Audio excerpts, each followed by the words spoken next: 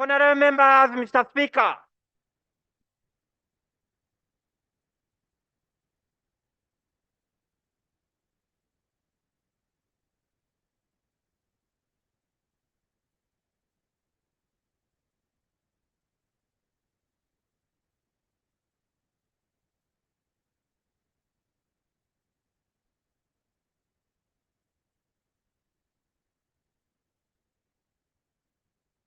Players, Almighty God, we need to the prudential goodness have appointed of leaders of parliaments for the water strategy just coming to humanity. We beseech you to look upon with the abundant favor these your servants, whom we've been pleased called to perform such important tasks in this land. Let your blessings send upon you assembled, and grant that the may as in your presence. Peter and consider matter that shall come at their duration.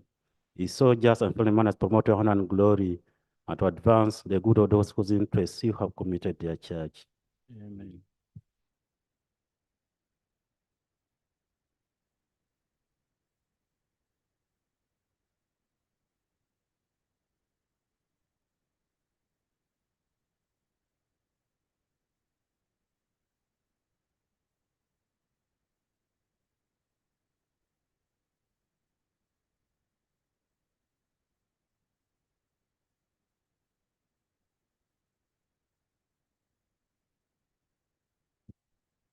Item number 2 on the order paper, communication from the chair. Honorable colleagues, I welcome you to today's sitting. We shall be requesting that the front seats, the front bench should be reserved for the people designated to be on the front bench. And if there is any shadow minister seated behind, please come and occupy your seat on the front bench. And if there is any member on the front bench of the shadow cabinet who is not supposed to be, who is not a shadow minister, please, I want us to respect this bench very, very much. People go through a lot to, yeah. So it should be like how we demand the front bench on this side for members to be there, I'll also be demanding from this side. So if you're a shadow minister, always take up your position, which is reserved. Colleagues, I want to join all of you once again in mourning our fallen mama, Imat Cecilia Gwar, because it happened when I was away on official duty. So I've not participated in any of the proceedings. And this is my first sitting since this happened. So I want to really join you and extend my condolences to all of you, honorable colleagues. I know what it means.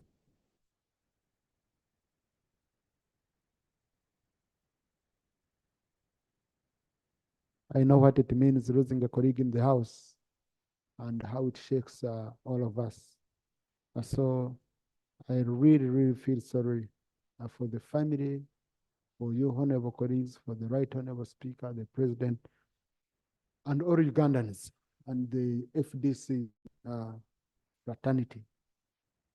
The burial will be this Saturday, as you may well all know, in Kore district, and the parliament has organized transport. So you need to register to ensure that indeed we go in big numbers. Personally, I'll be there. We go in big numbers and we pay respects to our foreign colleague. This being my first sitting since this happened, I will request you join me. I will stand up for a moment of silence.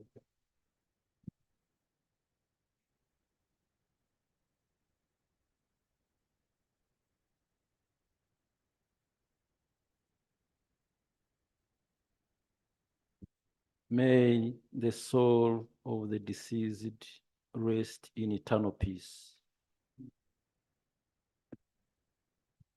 So I want also to rejoin the Right Honorable Speaker and congratulating you, honorable colleagues, for hosting a successful CISPOC, where you played a very, very critical role. The feedback we are getting from the speakers is amazing. They were really surprised at how members of parliament could go all the way to provide that kind of care and support to them. They are, in many countries, members of parliament are bosses, just like bosses, but you showed a very high level of humility where you stood in and supported our visitors. So I really want to congratulate you on that. But I also want to congratulate His Excellency Yoweri Kaguta Museveni, the President of the Republic of Uganda, and the National Organizing Committee for NAM, led by Madam Luce Nachove, for organizing a very successful non-aligned movement conference and G77 plus China. And in that respect, I also congratulate the President for chairing these two important bodies for the period he has been given. And I hope the Minister for Foreign Affairs, if he finds it okay, he should come and share with us what this chairmanship means for our country and what will be the major issues we shall be pushing for, especially to do with raising the voice of the global South to be heard in the international stage. If the Minister for Foreign Affairs could share with us a statement and you tell us how you feel Parliament could contribute to a successful chairmanship for both NAM and G77 plus China, would really be grateful. I'll be waiting. So, Acting Chief Whip Honorable Musasizi, you will convey it to the Minister. Okay? Mr. Speaker, for the record, the Minister for Foreign Affairs will be informed and persuaded to comply accordingly. Thank you. Here we are requesting him, it's at his discretion. He's not required to make a statement. So, but it is always good to appraise Parliament. So that's the easiest way of appraising the country and the leaders. We have, these members are assigned to international bodies. They are ambassadors of the country. So it's always good to bring them on board, especially on such issues. Honorable members, I have received very many calls with regard to the issue of foot and mouth disease in the country, especially after the permanent secretary, Minister of Agriculture, wrote a letter which many farmers sent to me. I wrote a letter to the Inspector General of Police requesting him to enforce quarantine in 32 districts of Uganda. And people in the cattle corridor, everywhere, people would want to know when is this ending, because this issue has been on for a long time and it's cutting across from northern Uganda, eastern Uganda, central, western, very many areas are affected. These farmers whose livelihoods depend on these animals really need to be appraised, but also you as leaders, we as leaders, when you go to your constituencies, you will be asked these questions. We need to be brought on board, know how best to respond to these issues. What is the ministry doing? So I will request the Minister for Agriculture, Animal Industry and Fisheries to make a statement Thursday next week with regard to this matter on how long these districts have been under quarantine and how long are they anticipated to be under quarantine, what the government is doing to resolve the matter, when will the farmers get vaccines against foot and mouth disease, how did the disease spread to various districts, yet they usually lock up, close off districts immediately they get such cases, and what measures are being put in place. What are the ministry's long-term plan to manage and reduce the economic effects of foot and mouth disease, and what support the ministry require from other stakeholders, including Parliament, to address this matter? It's not that we want to interfere with how they are controlling, but we want to be brought on board so that we read from the same chapter. Otherwise, you're going to be answering very many questions in your constituencies, honorable colleagues. So, colleagues, on Friday, 26th of Jan, which is tomorrow, we shall be marking the 38th NRM Victory Day anniversary celebrations in Jinja. I've received the request from the Minister responsible that the government would like to present a statement on this important day. I therefore use my prerogative under Rule 8 to amend the order paper and allow the Minister for Presidency to present a statement after my communication.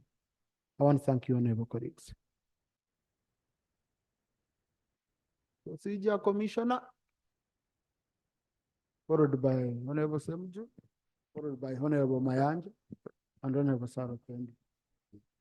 Right, Honorable Speaker, I want also, before I raise the procedural matter, to congratulate you, the Speaker of Parliament, upon hosting the successful Commonwealth Speakers Forum. It was very successful, and also to join in congratulating His Excellency the President on the non-allied movement conference that was very successful. However, Right, Honorable Speaker, the procedural matter I want to raise, when you look at the order paper today, it is a very important day for Parliament where we are laying the budget framework paper, Right, Honorable Speaker. But Right, Honorable Speaker, when you look at the front bench, the front bench is this way.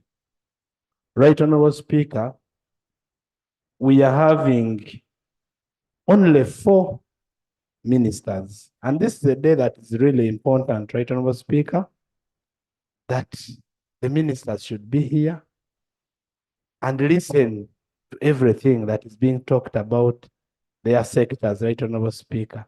The procedure matter I'm raising, therefore, Right, Honorable Speaker, wouldn't it be procedure right for you to direct ministers to come to the House so that the budget framework paper is laid when the ministers are here and when they can respond and listen to certain issues that are being raised by the budget committee in Parliament?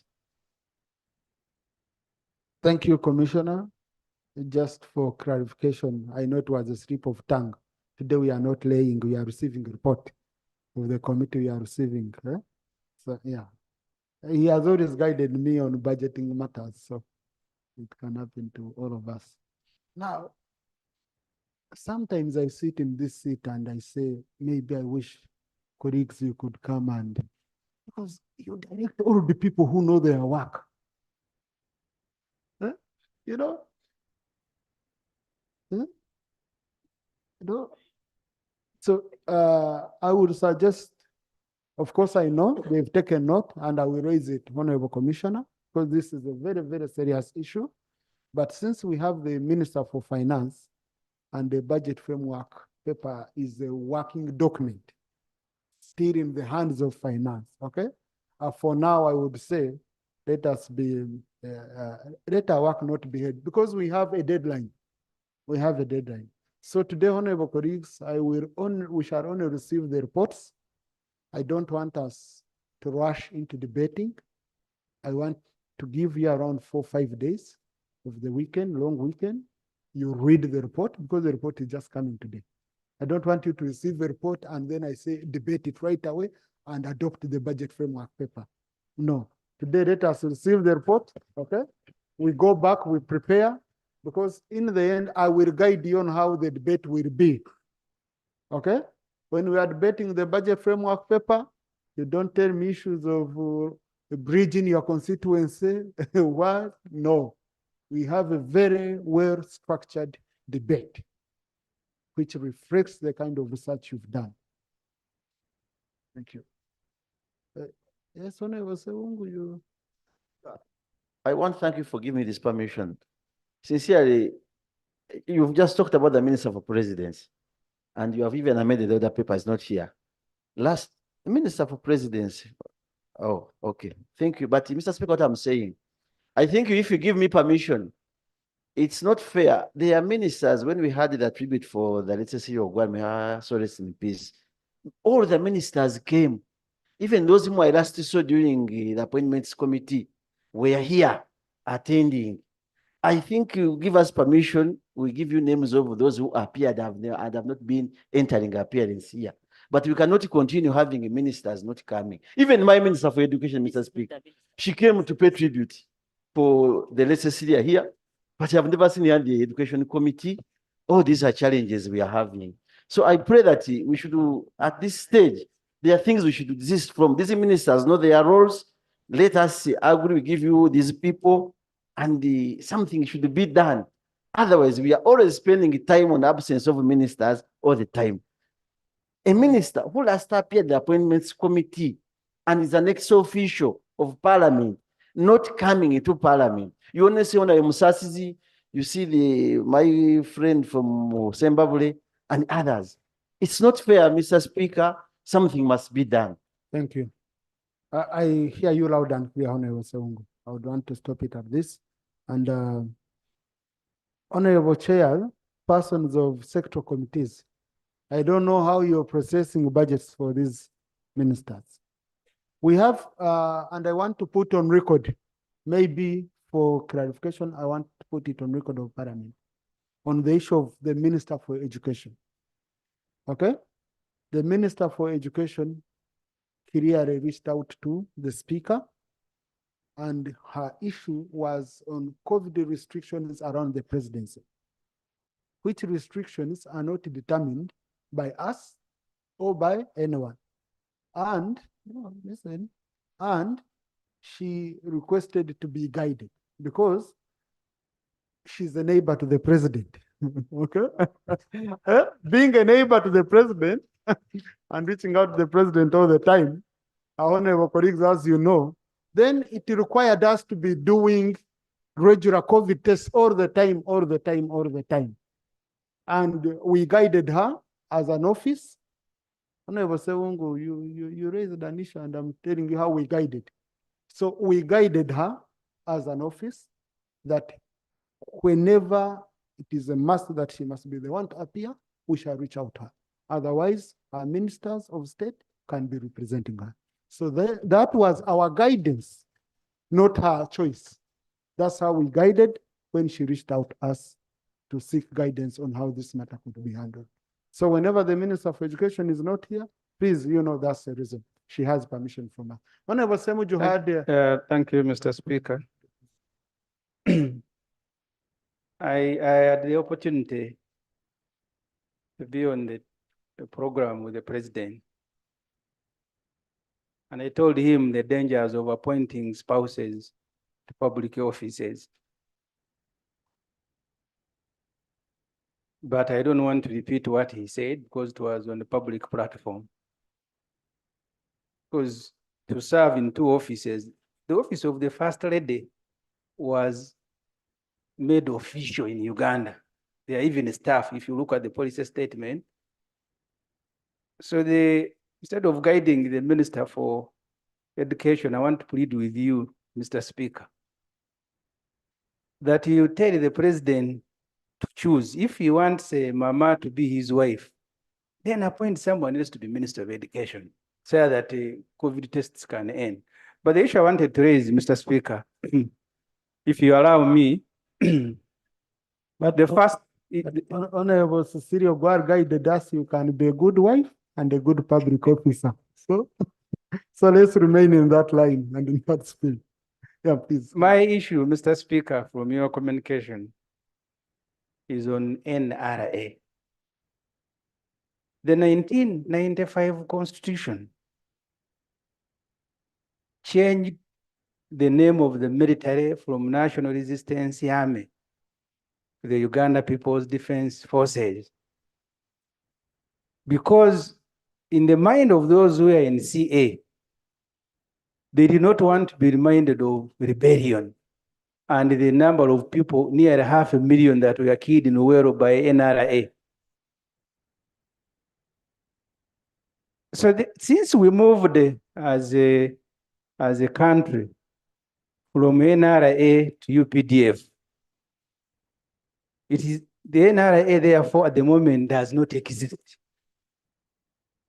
So how do the Minister for Presidency seek for space on order paper to speak about a military outfit that does no longer exist anywhere in Uganda, because we don't want to be reminded of NRA and what it did in Luwero. That's why we moved away from a personal rebel group to a national army. So, Mr. Speaker, since you raised it in the communication, I wanted to seek guidance whether we can continue celebrating a rebel group capturing power after killing a lot of people. Maybe we can celebrate the day President Museveni is elected, but continue celebrating. And you know, the president is very passionate with these things. You know what he said about Idi Amin. There is part of the history that we should forget. So can we forget the history of NRA and continue with UPDF, Mr. Speaker? Thank you. Now, Honorable Semuju, the statement which I have before me, the statement that has NRM stroke A. So the NRA had a political wing. I think we can do away with the army part, then we have it as NRM celebrations. And they go on. Because that day NRM captured power together with its army. So if you're dissatisfied with the part of the army, we can just go with the one of the political wing, so that we have it as NRM celebrations. Okay? But yes, I had picked Honorable Aaron Mayanja. Mr. Speaker, thank you for the opportunity.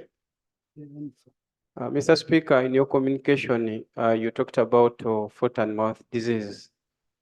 And seriously speaking, it is affecting Nakaseke in parts of Ngoma, Chinyogoga, Wachato.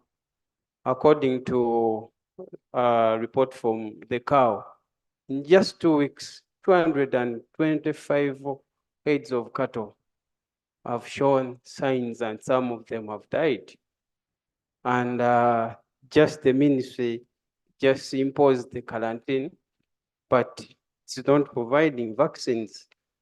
And Mr. Speaker, farmers have lost their cattle. But what's the government doing, like in compensating them? Because the government has a duty to keep people and their properties, but they are sleeping on their job. And lastly, Right Honorable Speaker, when you see when the ministry is just imposing a quarantine without providing vaccine, it is really, really alarming. And some members have information of Honorable Nyongole can give more clarification on this. Thank you for giving me. Thank you, Speaker. My concern, I know that the FMD is everywhere, as you really communicated. But what I want to understand, what is the way forward for the ministry to bring vaccine? Because now in the entire constituency, there are allegations that there are private vaccines. But if we know that private vaccines cannot be achieved unless it is government to bring the vaccine. Now, number one is how the private vaccine come into the community. Honorable Nyong'o. Yes. Please. We are engaging in a premature debate. The minister has been requested to bring a statement on Thursday next week. Okay? Now, the salient issues you're touching on of private families, vaccines, what we don't know. So I would request that we all hold our guns. We wait for Thursday. The minister presents a statement. The veterinary doctor, banning. Thank you, Speaker. Speaker, when you ordered that the minister comes on the floor of Parliament to give a statement, there is something that he should come with the information. There are two methods that are key in the control of FMD. Apart from animal movements, the provision and availability of efficacious vaccines. NARO, which is an organization for government, has invested heavily in the innovation, and they are ready to produce vaccines from this country. They need funds. I want to request that when the minister is coming on the floor of Parliament, should I praise this Parliament on how far NARO has reached in ensuring that they produce vaccines from Uganda. Recently, the president of Botswana, last week he was with our president here, and he promised to synergize Uganda to help us produce vaccines from this country. So I want to request that you add it, you amend, so that the minister can appraise this parliament on the production in Uganda. Thank you. Clerk, when you're extracting the information for the minister, please include that aspect. I would say for FMD, we just stop at this on Thursday. I'll give you enough time to discuss this issue. Yes, I had Honorable Saro. Thank you, Right Honorable Speaker. Right Honorable Speaker, allow me to welcome you back and say Happy New Year to you. Although we are sitting as a house without our senior, our mother, our grandmother, the Honorable Cecilia Atim Ogwal. Right Honorable Speaker, you have told us about the barrier arrangements, but I want to request you, as a person who has been very passionate about the girl child and children generally in this country, the Honorable Cecilia Ogwal and myself had a motion that has been pending on the girl child, specifically the pregnant girls who are denied education. I'm raising this matter because just yesterday, a border man called Mwonge reached out to me, calling for help from me that his 14-year-old daughter, he's a widower, looking after, his wife died, and is looking after his children and trying to ensure that they get education. But his daughter was actually defiled. And he reported the matter to, I think, Hira Road Police.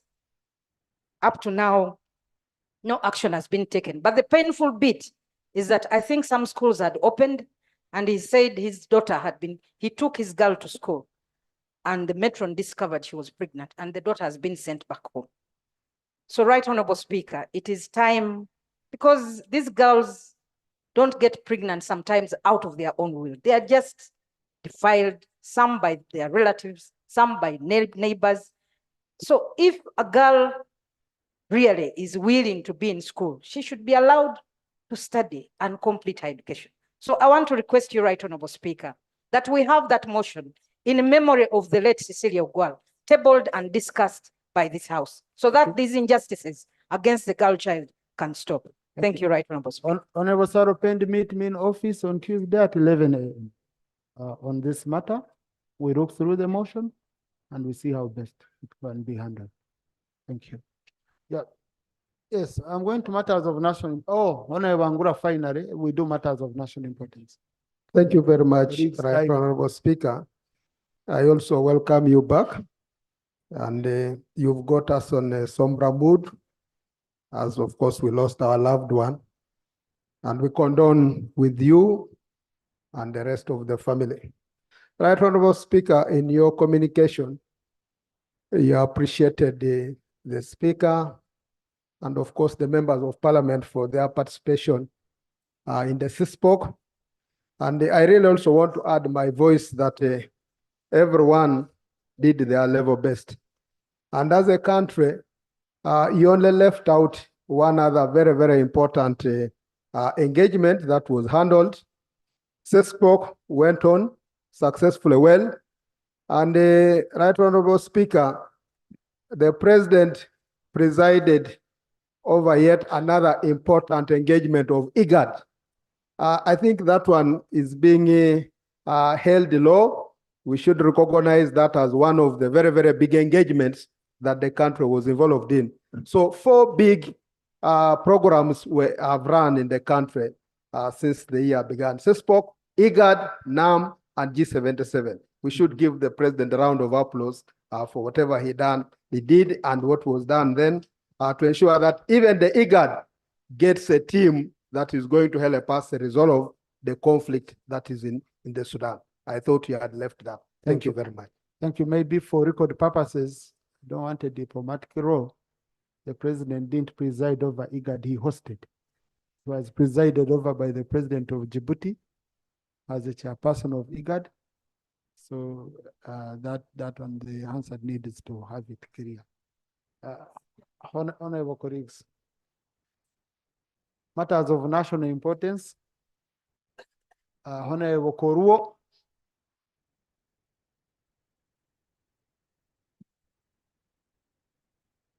Thank you very much, Right Honorable Speaker.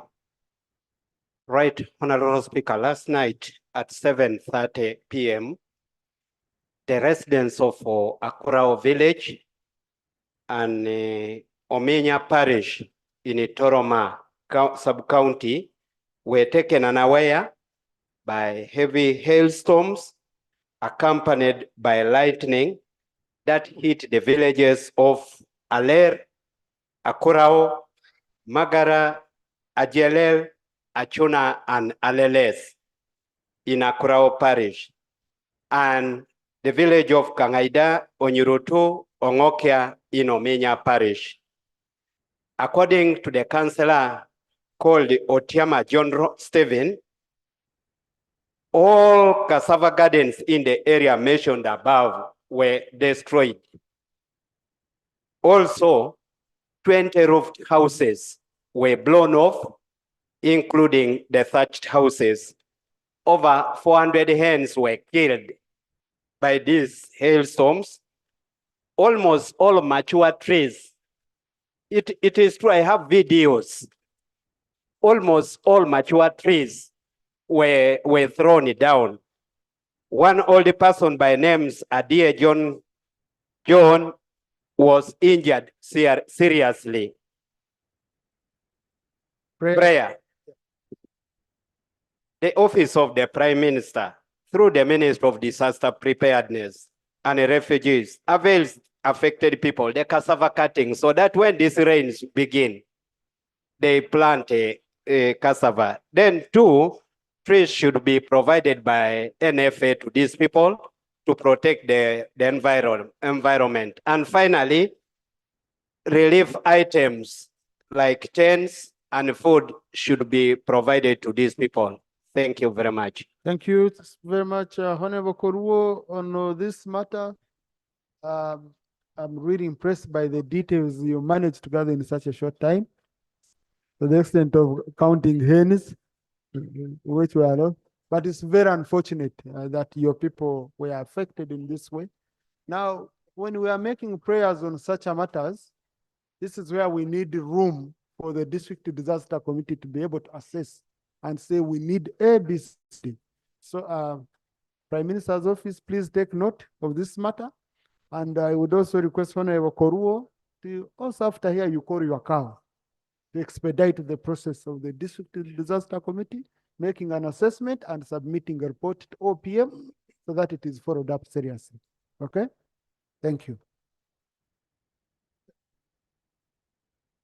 Mr. Speaker, for emphasis of what you've just said, all of these issues which the honorable colleague has picked from the ground need to be confirmed by the relevant authorities.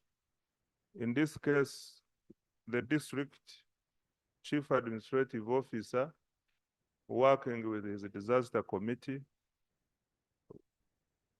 the RDC 0C5 and the others, we as government, we are going to instruct them to get us this report and we will see the necessary action to take. Thank you. Yes, Honorable Seungu. Thank you, Mr. Speaker. Mr. Speaker, next week, schools are beginning. And it was the position of this House that the schools should be given capitation grant 2 weeks before the term begins. As we talk now, there is nothing sent by finance to schools. And Mr. Speaker, I don't know whether Minister of Education or Finance and fellow members of Parliament have taken time to read the results of this last year PLE. It is our schools. Schools, Mr. Speaker, begin by preparation. Private schools are busy preparing for next week's beginning. But UPE, USC schools are going to start by slashing gardens and the school compound.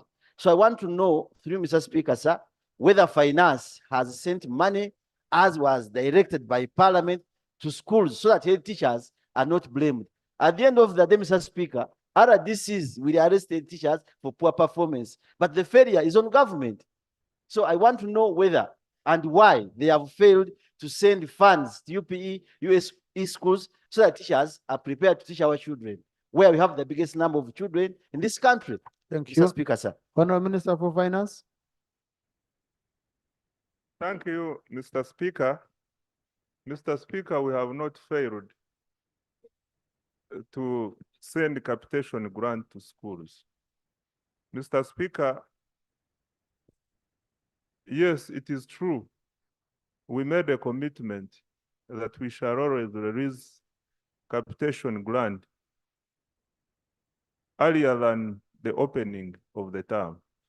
And Mr. Speaker, first term has not yet opened, and we are cognizant that by the time the term opens, we should have capitation grant. I wish to inform the House and my friend Honorable Sewungu that capitation grant for term 1 of 2024 has been released.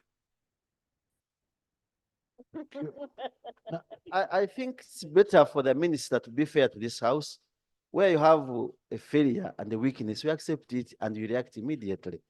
The issue I'm raising, and you are in acceptance because you have been here together, is that we are supposed to send the money before, Mr. Speaker, sir. Here we are. Today is Friday. Schools are beginning next week. They are about to begin. They are having 1 week to begin. 1 week to begin. So what are they using to prepare for the beginning of the term? So I would pray, Mr. Speaker, that maybe the minister would assure us that by next week, these schools will be having funds. But he has, Honorable Sewungu, the minister has said money has been released. So that's what we need. Mr. Speaker is double-faced. He says they have not, but they have released. Honorable Minister, you can give a It very must clear be- clarification.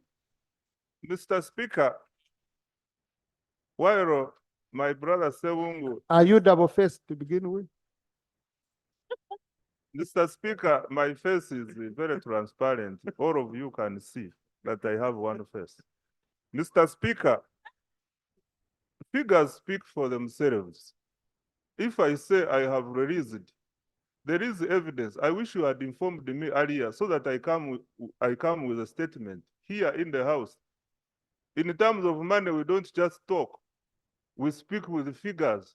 And I'm telling you, we have released the money.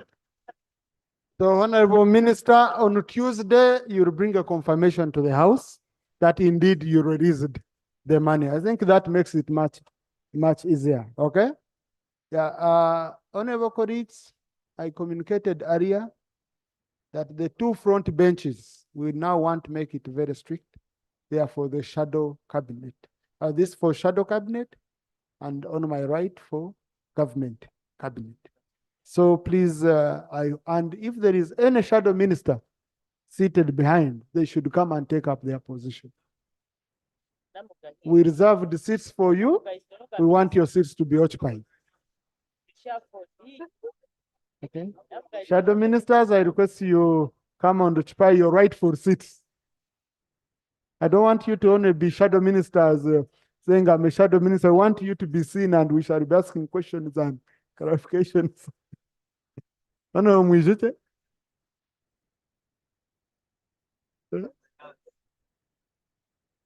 Very good.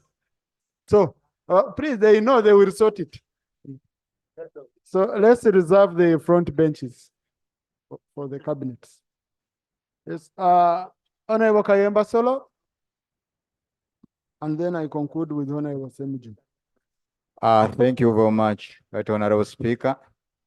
Happy New Year. My issue is about the electricity distribution, especially in my area, Okomansimbi. I brought this many times here, and they went ahead to convene meetings at the ministry. One meeting was led by the former LOP, the Honorable Matthias Impuga, about places that have never got power since independence. And that include where I come from, Kasewera sub-county, and my village, Kiriamenvu, and the rest, Mbale Chinoni, Chankole, and other places. Right, Honorable Speaker, we don't even have a poll that have ever passed there. We borrowed the money in 2022 and Bukomansimbi was one of the beneficiaries. But up to now, we have never got any sign that we are going to get electricity there. Many places are developing, we have good towns there, and the place is near. Can you imagine where I come from? There is no power, right, Honorable Speaker? Information granted.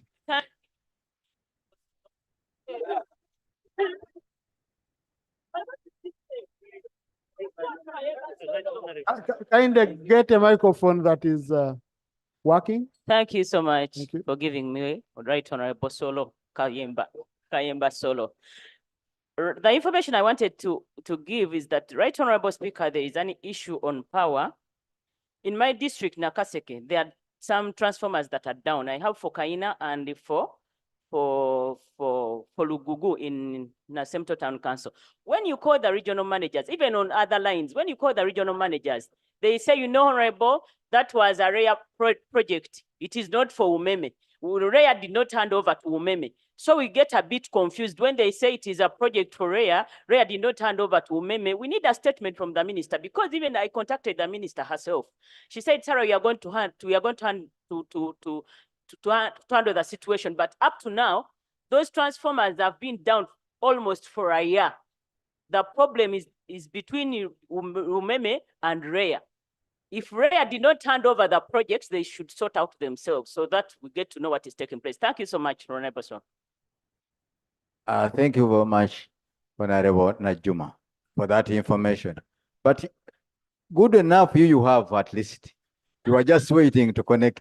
But for us, we don't have further information. Right Honorable Speaker, I want to thank Honorable Soro for giving me a chance to give Honorable Soro, calling you Right Honorable does not make you a presiding officer. Okay, but Honorable Mwiche should be the last one you have given an opportunity. Right Honorable Speaker, you recall that towards the end of the 10th Parliament, many sub-counties in this country are connected with power. However, whereas the construction and the installation happened, the real connection has not happened. You go to many sub-counties, you will find poles, you will see electric lines, but there is no electricity. I think this was the Tebea project. We have discussed this many times. It is now becoming a campaign issue. People think these poles were brought for campaigns, and now it is becoming a problem, Right Honorable Speaker. I think as the minister comes to answer this, he also needs to update us on how far they have gone with that project. Now, Honorable colleagues, if you remember here, you passed a loan recently, World Bank loan for scale up. And the launch is on 2nd in Ruhinda North constituency. That's the national launch. And the leader of opposition has assured me to be coming, join me for the national launch. That's on a lighter note. But it will be launched that day, and they are going to scale up. That is connecting homes and families and all those that are already wired and those which need one pole. Okay? But I think what we will do, I can request the Minister for Energy, because we had agreed that the Minister for Energy should bring a statement on a status update of electricity projects in the country. And we give it enough time, we give it, you know, we scrutinize it and we have enough discussion, because each and every member is more or less affected. The accusation on you is an accusation on me. People say, wait, 2025, once it comes, you will see them connecting because they will want votes, which is very, very wrong. Okay? So, yes, Honorable Anifa, then I give my guidance on the matter. Thank you so much, Right Honorable Speaker. And I want to wish you Happy New Year and congratulate you and the government what has been going on. Right Honorable Speaker, I want to put the record right. Before I came on the front bench, for the last 21 years, I have been a member of the Natural Resources Committee. And I can say that At that level, an institutional member on that committee. Right Honorable Speaker, Bukomasimba, my neighbors. I think, and I recall vividly, my brother knows that under the government of Uganda project, Bukomasimbi benefited for a line that was supposed to continue, and it was installed. We inspected it. So it's not that during independence or before independence, there is no electricity in Bukomasimbi. I can go with him. And I take him where, yes, it is true, some projects are not finished, some poles, even in Sembaro, where I come from. Right Honorable Speaker, having been here for 20 years on the same committee, even my house is not connected. But as you have said, there is a program for scaling up. Even when I was a member on that committee, Right Honorable Speaker, you are aware, 2/3 of your own constituents were put to be connected.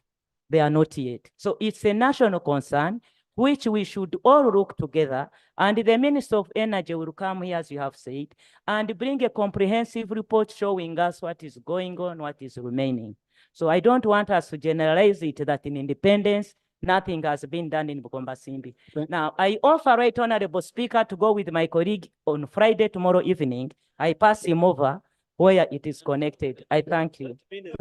Honorable, and if I already have my program with Honorable Soroka Yemba, so please don't hijack it. But, colleagues, please, on this matter, this is a matter where nearly each and every one of us is affected. Okay? So, let the Minister for Energy bring a statement on update of all electricity projects. And then we give it like an hour and a half. And members, 2 hours. And we, we have enough time we discuss this matter. Okay?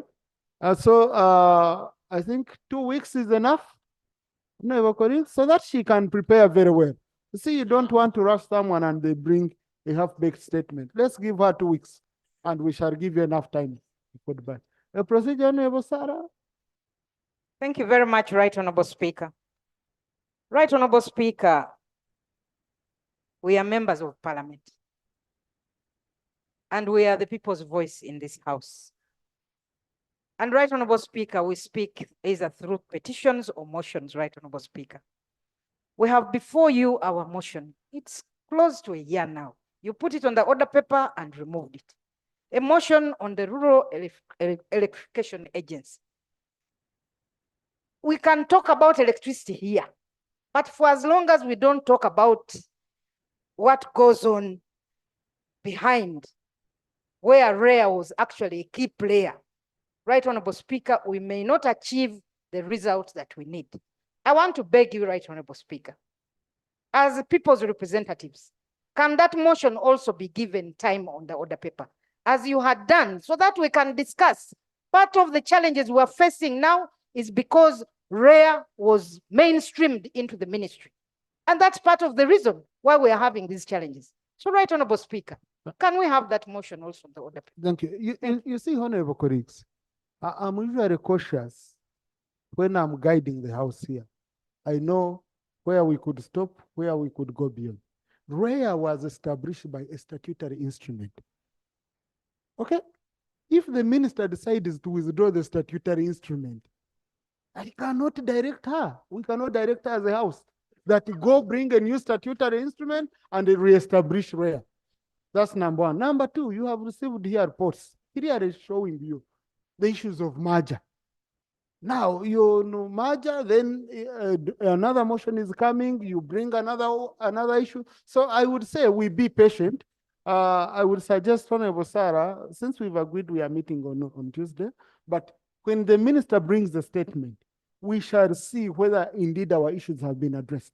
Then beyond that, we can have more issues discussed and seeing how best we can handle this issue of electricity. I had seen Solomon. What Right, was the issue, Solomon? maybe just for information, there was a recent court ruling on that statutory instrument. Thank you. Honorable Solomon. Thank you very much, Right Honorable Speaker. Right Honorable Speaker, I have an issue in Boko. In 20... You're standing up on what point, Honorable Solomon? Because you kept. I'm just raising, Yeah. I have an issue that I need to raise actually. Okay, please, let me allow you to raise it. Thank but you. you know the procedure of Thank raising. you. Thank you very much, Right Honorable Speaker. Right Honorable Speaker, in 2022, 2023, the government of Uganda gave 167 million shillings to Boko local government. And they were supposed to renovate two schools, that is Amanang SS and St. Joseph SS. The works were done, Right Honorable Speaker. The contractors did their work. But by the time that the contractors were supposed to be paid their money, that money was swept back. Boko local government has been making a follow-up since that time to date. That money has not been paid back. Now the contractors have gone to courts of law and the district has been summoned to go and answer the charges. Right, Honorable Speaker, I would like to know from the minister as to why districts are given work to do, and when the money is swept back, it is not reverted. What happened with the money, Right Honorable Speaker? Thank you. Honourable Minister for Finance, you. Thank you, Right Honorable Speaker. Right Honorable Speaker, there are two issues in one. One is the failure to pay the contractor in time, and another issue is reporting. Mr. Speaker, I wish to respond as follows. Number one is that where government fails to pay, this results into domestic arrears. I need to check whether what happened in Boko forms part of our domestic arrears stock. After checking that, I can guide when and how we shall process the payment. Number two, on revoting, Mr. Speaker, the law is very clear. On 30th June, at the end of every financial year, appropriation expires. Once appropriation expires, the money, if we were ending the year with a positive balance, this money would return to the consolidated fund. But what happens, that money, which is not utilized at the end of the financial year, forms part of the consolidated fund. Under program-based budgeting, we don't carry forward programs. When the financial year ends, in another financial year, we rebudget again. So if he says that this activity, first of all, we can't rebudget because the activity was done. The schools were constructed. What we need to do is to pay the money. That's why I want to ask for time, Mr. Speaker. I check with the Treasury. I find what exactly happened and I process the payment. Otherwise, Honorable Speaker and colleagues, clarification. Thank you, Right Honorable Speaker. Right Honorable Speaker, I would like to seek clarification from the minister. He said when the money is brought back, it is taken to the consolidated fund. Right Honorable Speaker, this house appropriates that money and we know what money goes where, for what purpose it is meant for. But whenever this money is brought back to the consolidated fund, no one comes to tell us how much money has been taken away from the districts. So I wanted to seek clarification. Is there a way that we can be made to understand how much money comes back so that when we are going to appropriate, we know that we have this amount of money to start with? Yeah. Honourable Minister. Thank you, Mr. Speaker. Mr. Speaker, I want to say that I'm sorry if the members do not get reports on accounts from the consolidated fund when the year ends. Because this is public information, which is even audited, and the Auditor General on an annual basis produces a report with all of this information. There is a question, this is an expectation gap really, and me, any lay person, would not appreciate what happens. Because a district loses money, we say, for instance, Humi has returned 100 million, but nobody ever gets to know what it does and how it crystallizes into the system. Mr. Speaker, when we adopted what we call a treasury single account, under a treasury single account, there is no vote which has money. All the money is in the consolidated fund. When you want to make a payment, you just invoice, you only simply invoice, and we charge your budget from the treasury. What does this mean? When we close at the end of the financial year, we sweep everything. Everything is swept and money goes back to balance the consolidated fund, and which in most cases closes in negatives. So in other words, we never have money to return. There is no money which returns. Thank you, Honorable Minister, and Honorable Solomon also. I hope your cow has reached out to the Attorney General since district has been sued. So follow up on that. You don't need to respond to that. So Honorable Songa.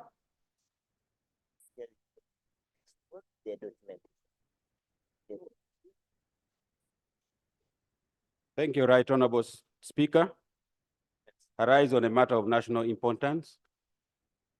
Right Honorable Speaker and the members, this is the 5th time I'm talking about this issue, but today I will go ahead even lay a document. This is about first of all, the policy of linking all our revenue border posts to tarmac road.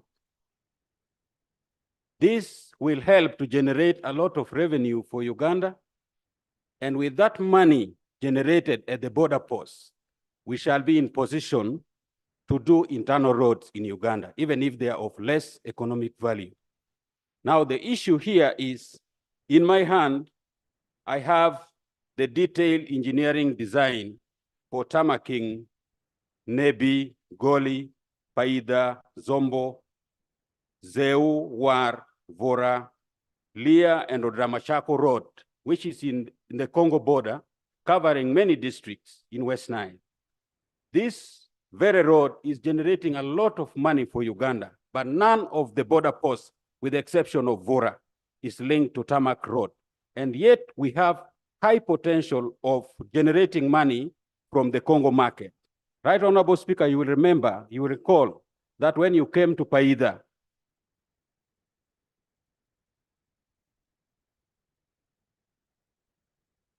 Right Honorable Speaker, you will recall when you came to Paida, we raised this issue and you confirmed that that area is very productive and it requires that we should have access to markets. And therefore, the feasibility study, detailed engineering design was done in March 2018, and I've been pursuing this. So we are wondering why this road is not prioritized and budgeted for so that we can generate more money for this country. My prayers. Number one, my prayer is that Minister of Finance, actually the Prime Minister through the Minister of Finance through the Prime Minister should update this House on the progress made in pursuing some money for tarmacking this road from Badea, the Arab Bank based in Khartoum. Then number two, this government should find money in this budget so that we can work on that road to generate more money for the country. Number three, there were 2 bridges that were done on that road, Wariki Bridge and another one in Vora. We want the Minister of Works to come and update this House why the project stalled and yet there are 7 other bridges to be done.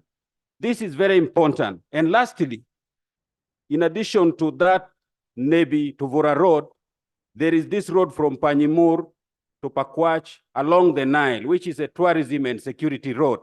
We want to pray that it should be included as an oil road because they are prospect. I'm a natural resource person. There are prospects of oil along the Nile. I beg to submit. Thank you. Thank you. Let the Minister for Works respond to this matter on Thursday next. I beg, Right Honorable Speaker, I beg to lay this report of the consultancy services for feasibility study and detailed engineering design of selected national roads, Lot 4, Lot 2, Nebi, Goli, Paida, Zombo, Zeu, War, Vora, Lia, or Dramachako Road. I beg to submit. Where did you get it from? From Uganda National Roads Authority. Okay, okay. Because I need the source. Yeah, okay. Thank you. But Honorable Saro Pende had just reminded me the directive of the president when he was in Kasese that all roads linking border posts. But let the Minister for Works respond to this matter on Thursday during the Prime Minister's time, and we follow up on it, Honorable. I was in Paida, and from there, that time I was a government chief whip. I reported the Martin cabinet, and the president indeed talked about that area. It's an area that's a road we must give priority. When you go to that area of Zombo, it's an area we must give priority. Yes, Honorable Semju. Thank you very much, Mr. Speaker. Mr. Speaker, I raise on a matter of national importance regarding a government stock farm that Lieutenant General Saverino Kaindo Tafire has grabbed. And in the process of grabbing it, arrested the breastfeeding manager who he did not even allow to breastfeed. But the most important thing, Mr. Speaker, when you are charged with custody and responsibility over a government, if we don't stop this level of impunity, we will wake up one day when, Mr. Speaker, you are also taking over Parliament and you will say someone has sold it to me. Because how can a government minister say that a government farm was sold to him? Because his duty should have been to arrest, since he's even in charge of internal affairs, arrest people who grabbed the government farm. But he simply claims that he bought it from them. Maybe if I had a way, I would get General Tafire and those who sold the farm to him and send them to Ruzira. Since I don't have, Mr. Speaker, that's why I'm raising this matter here. Can the government tell us whether the level of generation has reached this far that a minister can go and take over a government farm, arrest a breastfeeding manager, and tell her not to even breastfeed, and then he says, this one I bought it, I have chased them. Thank you very much, Mr. Speaker. Rob, you have? No? Thank you, Right Honorable Speaker. I have a quick legal matter related to this issue. Firstly, there's a High Court ruling that set aside a special certificate of title that introduced third-party interests, which included General Tafire's third-party interest, because his was a third-party interest. So his interest is inconsequential, legally speaking. Number two, this Njeru stock farm, it houses the only livestock breeding plant for the whole of Eastern Uganda. Three, this very farm hosts the only liquid nitrogen plant that serves all hospitals in Eastern Uganda. So for the minister with so much impunity to grab this farm is depriving ordinary folks of service delivery. Right, Honorable Speaker, if we allow such impunity to continue prevailing, we shall be depriving ordinary folks of service delivery. Right, Honorable Speaker, there are positions that require a certain level of dignity and discipline. If you occupy an office as a minister, you must operate with dignity, with discipline. This is unacceptable, Right, Honorable Speaker. Thank you. Now, we have elders in this house who help usually guide on such a matter, because I don't know whether, because I saw Minister for Agriculture complaining, then you have Minister for Internal Affairs also raising his own issues. Honorable Mururi Mukasa, such a matters. Because Cabinet Secretariat is under public service, the Office of the President, the head of public service. Right, Honorable Speaker, and honorable members of Parliament, before I say anything as an elder, allow me to say Happy New Year, and specifically to welcome you back, Right, Honorable Speaker, to this Honorable House. Now, this matter that has been raised regarding our senior colleague, Honorable Kaindo Tafire, is a grave matter. It's not a new one.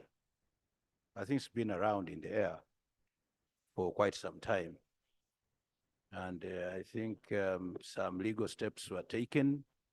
We have just been updated by the Honorable Senyonyi about some of those legal steps that are taken.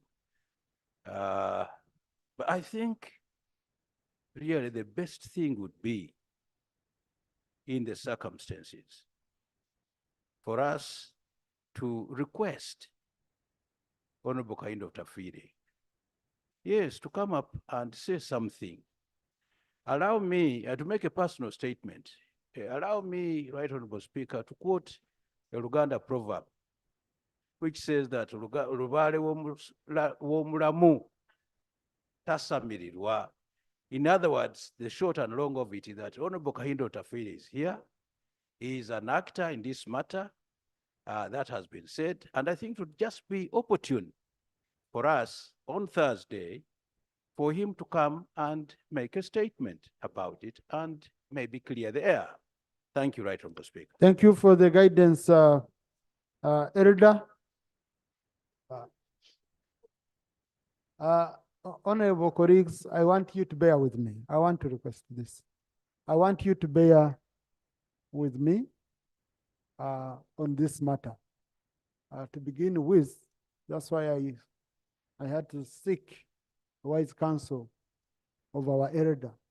But the unfortunate, Honorable Minister, the step you've advised us under Rule 55 or Rules of Procedure, a personal statement, a statement of personal explanation should be initiated by that person, that party. Okay? So we cannot just order, it's not good. I know Parliament handled this matter. Honorable Saropen, do you want to say something? Thank you, Right Honorable Speaker. Right Honorable Speaker, as rightly said by Honorable Mururi Mukasa, this is not a new matter. Parliament previously, the Committee on Agriculture, extensively investigated this matter. A report was presented to this House with recommendations. Maybe we need to pick the discussion and the recommendations, what the House finally passed, and start from there, because it's not a new matter. And as far as I remember, I think government was asked to get back its farm, and if General Tafire has any legal claim, then maybe it can be compensated. But otherwise, it's not a new matter in this House. Thank you. Thank you, Right Now, Honorable Speaker. I want to give my final guidance on this matter. Let the Prime Minister, okay, handle this matter and then come and report to this House in 2 weeks' time. Let us give the Prime Minister time. These I saw cabinet ministers exchanging in the media and all that. I think we give the Prime Minister a chance, and maybe cabinet at its level. I'm sure it's, I saw the minister in the papers saying he will raise it in cabinet. So let's give them a chance, and the Prime Minister should report back in 2 weeks' time. Okay? I hope what is very important is that the manager should be released. Honorable Prime Minister, take up this matter, okay? If a manager of a government facility is arrested by government for protecting the facility, please come in and save her. Just ensure she's released, she goes, she breastfeeds, as you sort out the issues with the general, okay? Right, Honorable Speaker. Much obliged, we are going to Thank you. follow up the matter. Next item.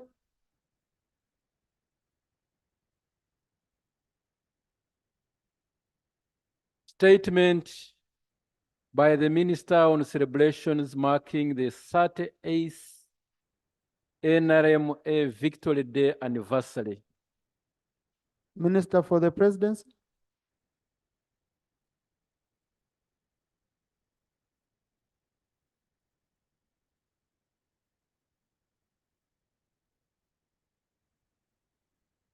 Thank you so much, Right Honorable Speaker. Right Honorable Speaker, let me join my colleagues to welcome you back to the House and wish you and colleagues a Happy New Year. Right Honorable Speaker, on behalf of the Minister for Presidency, I'm presenting a ministerial statement to Parliament on celebrations marking the 38th NRM Victory Day anniversary. Right Honorable Speaker and colleagues, this ministerial statement seeks to inform Parliament about the 38th NRM/A Victory Day anniversary, which will be celebrated on Friday, 26 January 2024. It is a day when our fellow countrymen and women, either dead or alive, fought for a fundamental change through a protracted people's struggle that lasted for 5 years under the visionary leadership of His Excellency Yoweri Kaguta Museveni.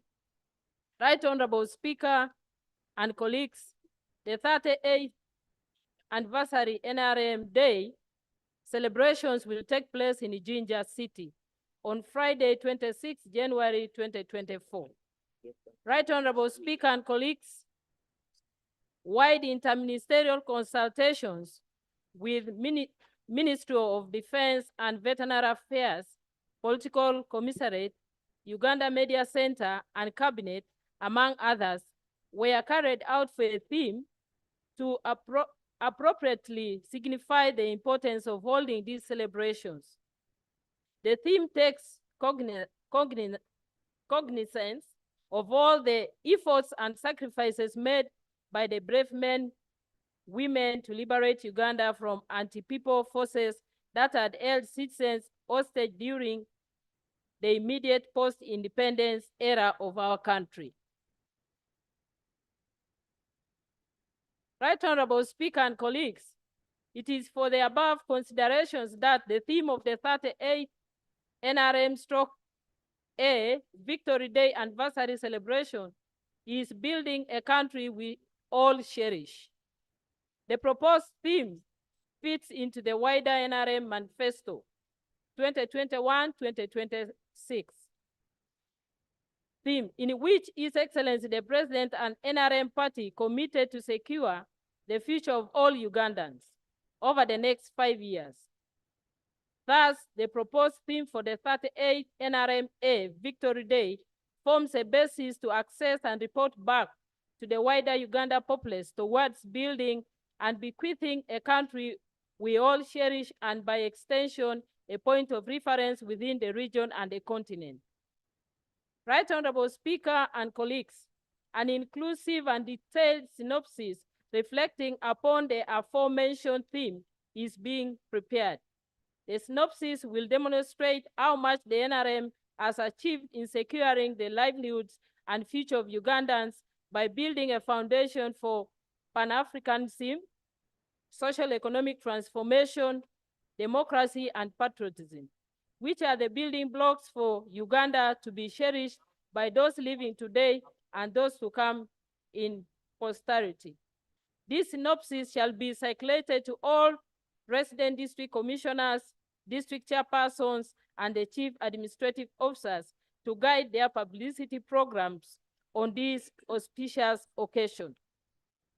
Right Honorable Speaker and members, Thanksgiving prayers were held as follows.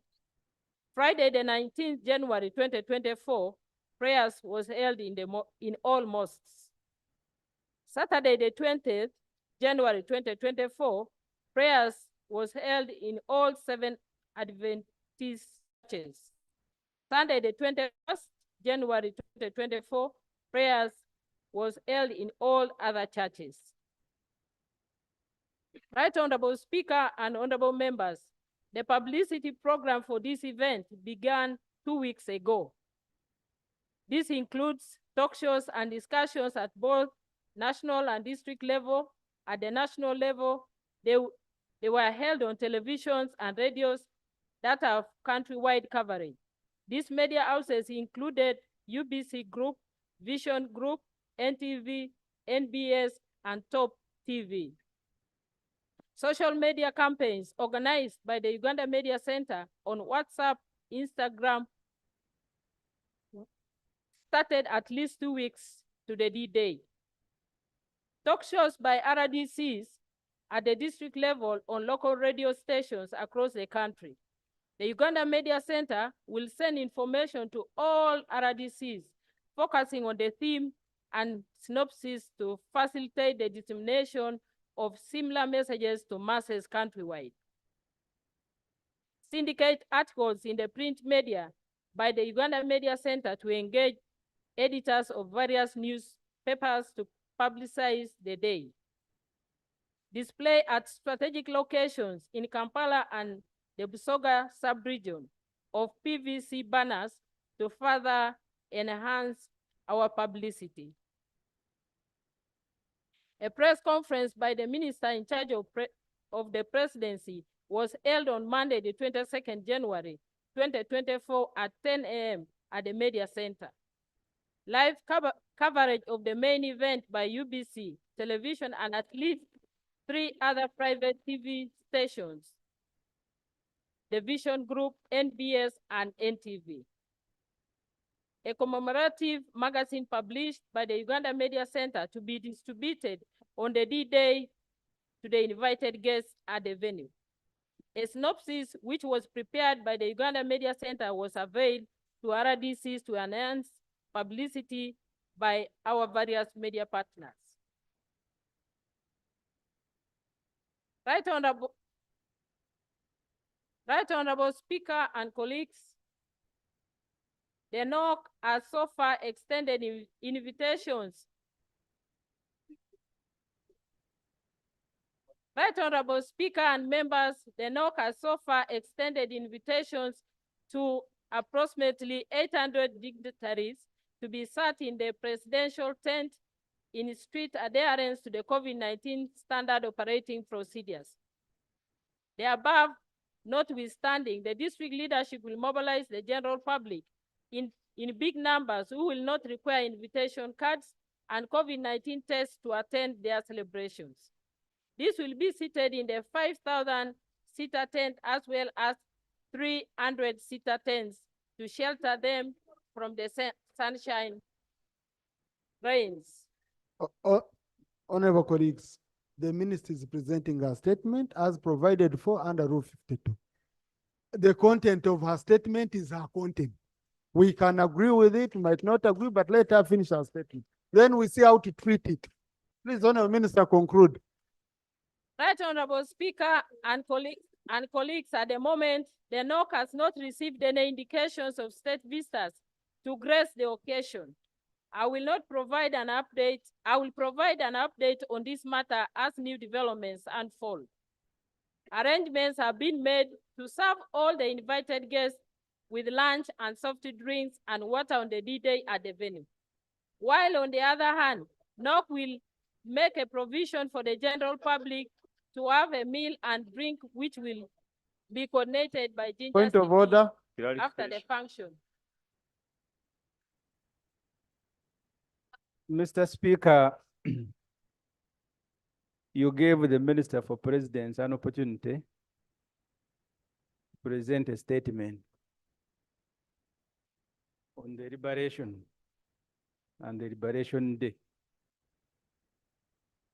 She is now telling Parliament how many bottles of soda will be drunk,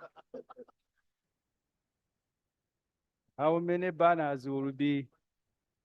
Is she in order not to read the statement for which you gave her the opportunity? Honourable Minister, can you read the statement?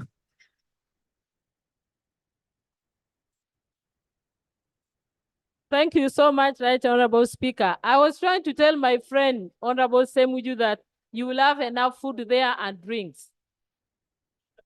Right Honorable Speaker, a parade will be mounted by the UPDF, Uganda Police Force, Uganda Prisons, and Uganda Wildlife Authority.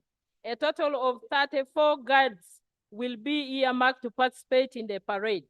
The breakdown is here below.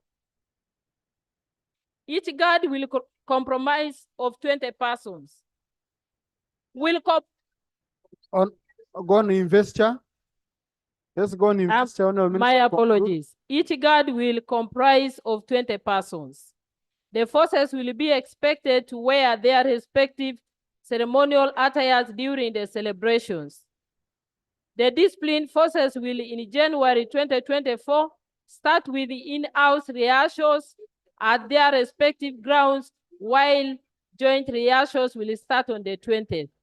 Right Honorable Speaker, in conclusion, I wish to urge all those persons invited to attend this function, especially the political leadership in Busoga sub-region, to turn out for this celebration. Right Honorable Speaker, I beg to submit on behalf of the Minister of Presidency. Thank you. Thank you. Thank you, Honourable Minister. Honourable colleagues, such a statements under Rule 52, brought over rules of procedure may be debated. I have chosen that it shouldn't be debated. So it's very clear. It's an information statement. The information is very clear. Next item. Next item. Item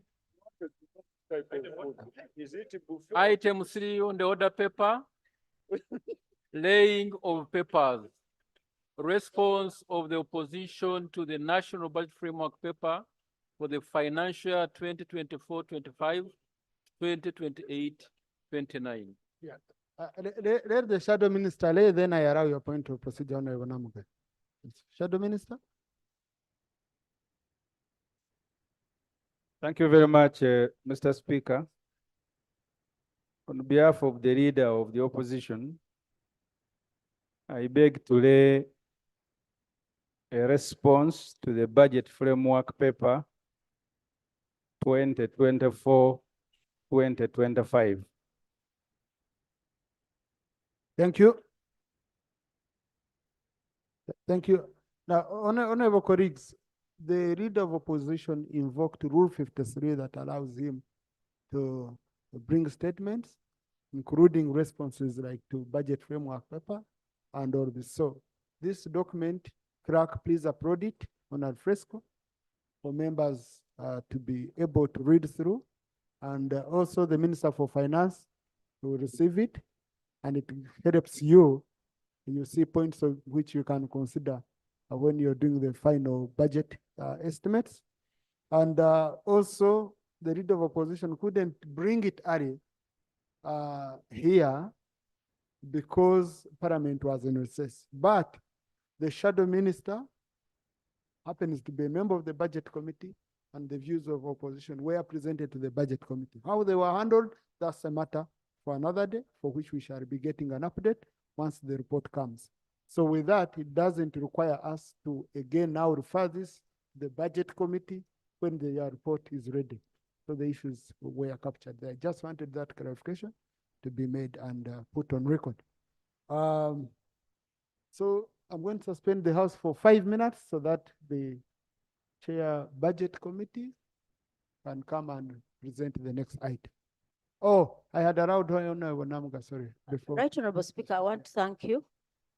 And I also join my colleagues to wish you a happy new year. But Right Honorable Speaker, as you know, I was the Shadow Minister for Science, Information and Communications Technology.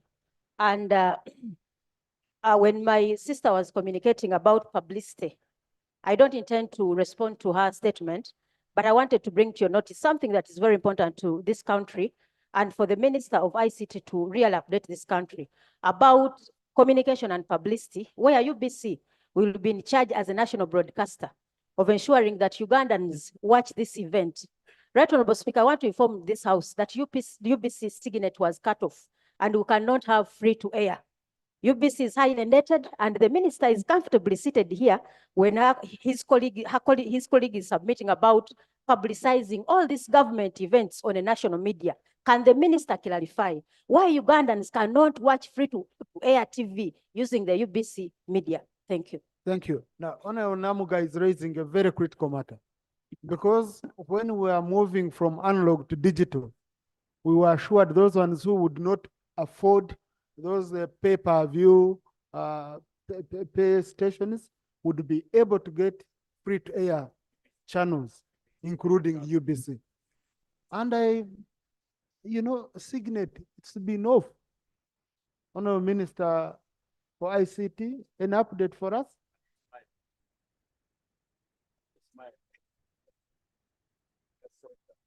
Thank you very much, Right Honorable Speaker. And I thank my sister for raising the issue. Yes, the migration process from analog to digital has been on, but is not yet complete due to budgetary constraints. You have asked for a response, and I'm giving it to you. Yes, I don't have to say what you should hear. I say what is factual. Now, Honorable Yomo, some guidance. Yes. You see, we have found it sometimes when we are cleaning up the handset, okay? When you start responding to voices which are not on record. Now, someone who is reading the handset and didn't understand what they were saying says, but what's wrong with this person? He should have been flowing. So please, don't bring matters which are off record, on record, through your responses, okay? Thank you very much, Right Honorable Speaker, for the guidance. So I should be listened to in silence. Now, the issue that the Honorable Namuga is raising came as a result of the satellite company cutting off those free-to-air stations because UBC had failed to raise $1 million. But you recall we recently passed a supplementary budget which included resources for UBC to the tune of 24 billion. So that issue is being sorted out. And yes, we just passed the supplementary budget before we went for Christmas. So the payments are being done, and the free-to-air stations which had been cut off will be restored. Well, I gotta come back and get the specific dates because the speaker has ruled that don't interrupt me. Honorable Yomons, please go ahead. Yeah. So we thank Parliament because Parliament approved the supplementary budget, and the management of UBC together with the Minister of Finance are doing the necessary payments so that that issue is restored. But also we got guidance from the President to starting this financial year for government to allocate at least 30 billion shillings to UBC, and part of the work will be to complete the migration process, and therefore those challenges will be sorted out as we allocate additional resources. Thank you. Maybe now, Honorable colleagues, this is a very direct matter, please. Let's, please. This is the matter. We passed a supplementary. Let's wait and see whether money has been released in the third quarter.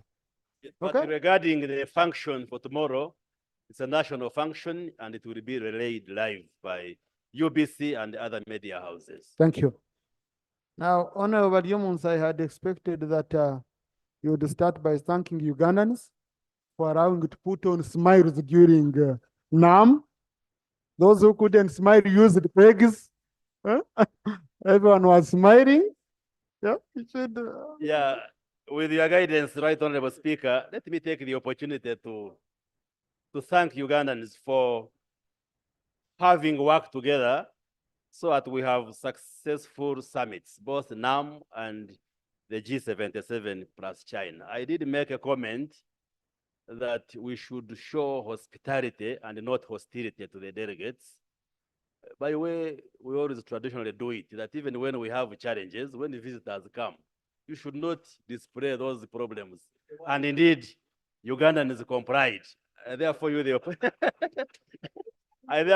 opportunity to thank all Ugandans, including parliamentarians, for smiling. And the smiling continues, even post-NAM. So thank you very much. Right, Honorable. Thank you. House suspended for 5 minutes so that we can have the chair budget committee coming in and we receive the report on the budget framework paper.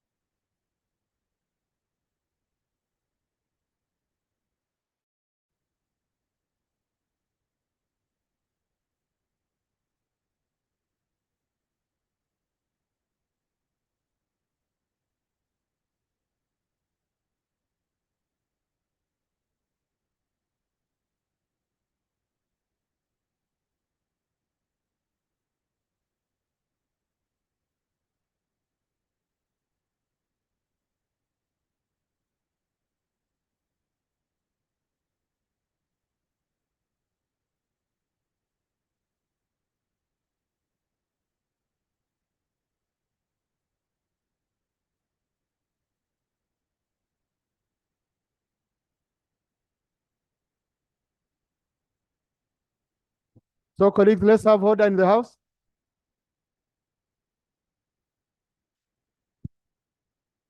Can I have order in the House?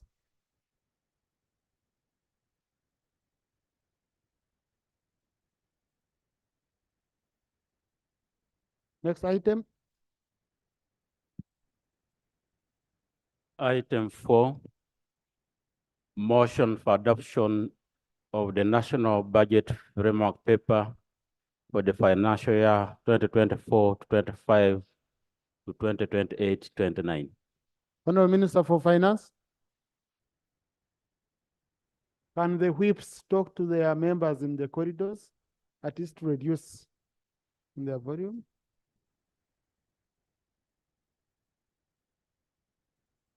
Mr. Speaker, sir,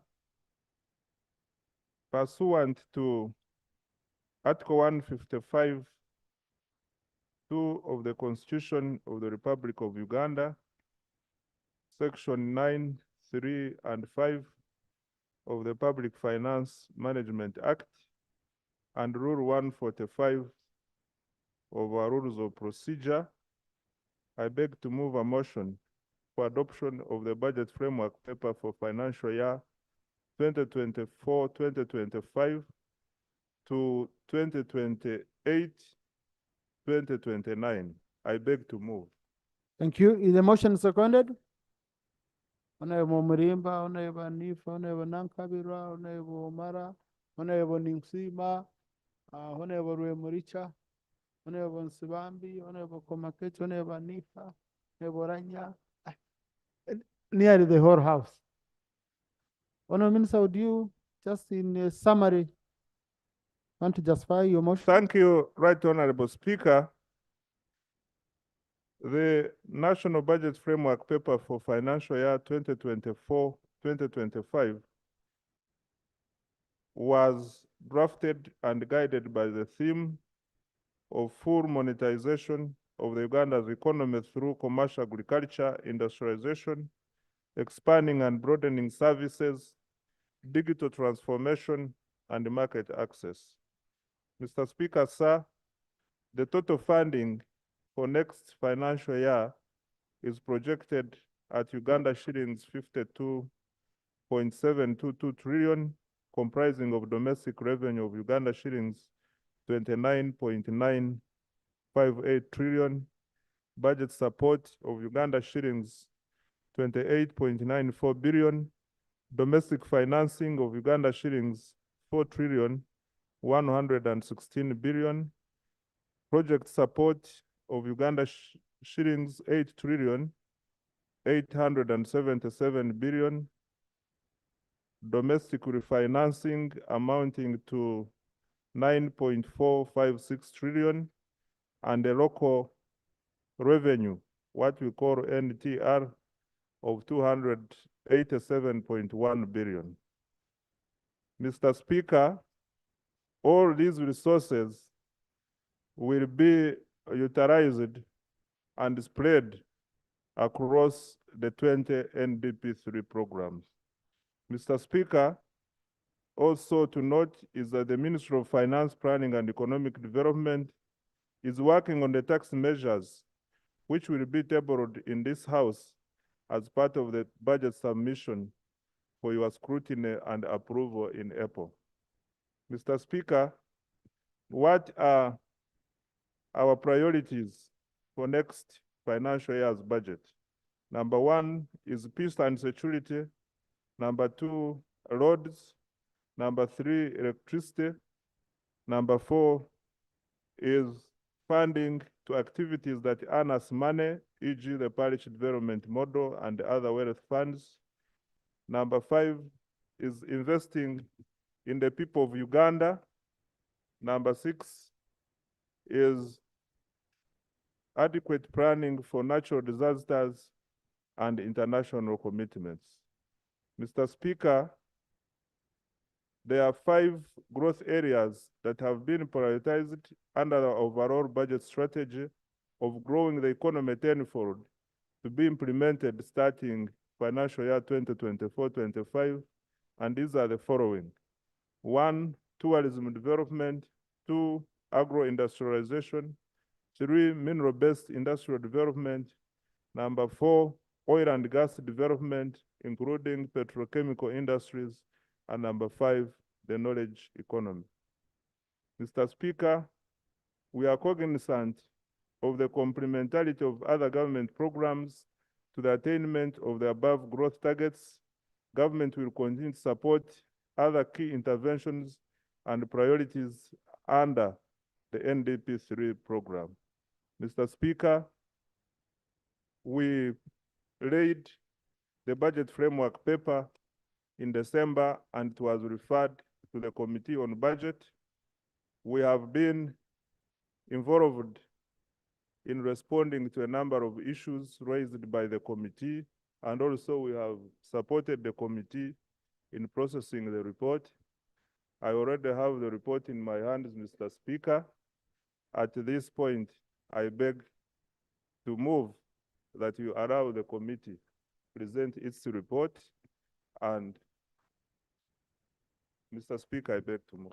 Thank you, Honorable Minister. Chair, Committee Chair, I will request you to do a summary, mainly focusing on recommendations, but then the clerk will capture the whole report on the Hansard, so that anyone in future who is following up is able to get the full report. Thank you, Right Honorable Speaker. Right Honorable Speaker, the Committee of Budget processed the budget framework paper for 24-25 to 28-29, and I want to lay on table the minutes of the proceedings of the committee. I also want, Mr. Speaker, to lay on table the reports from the sector committees.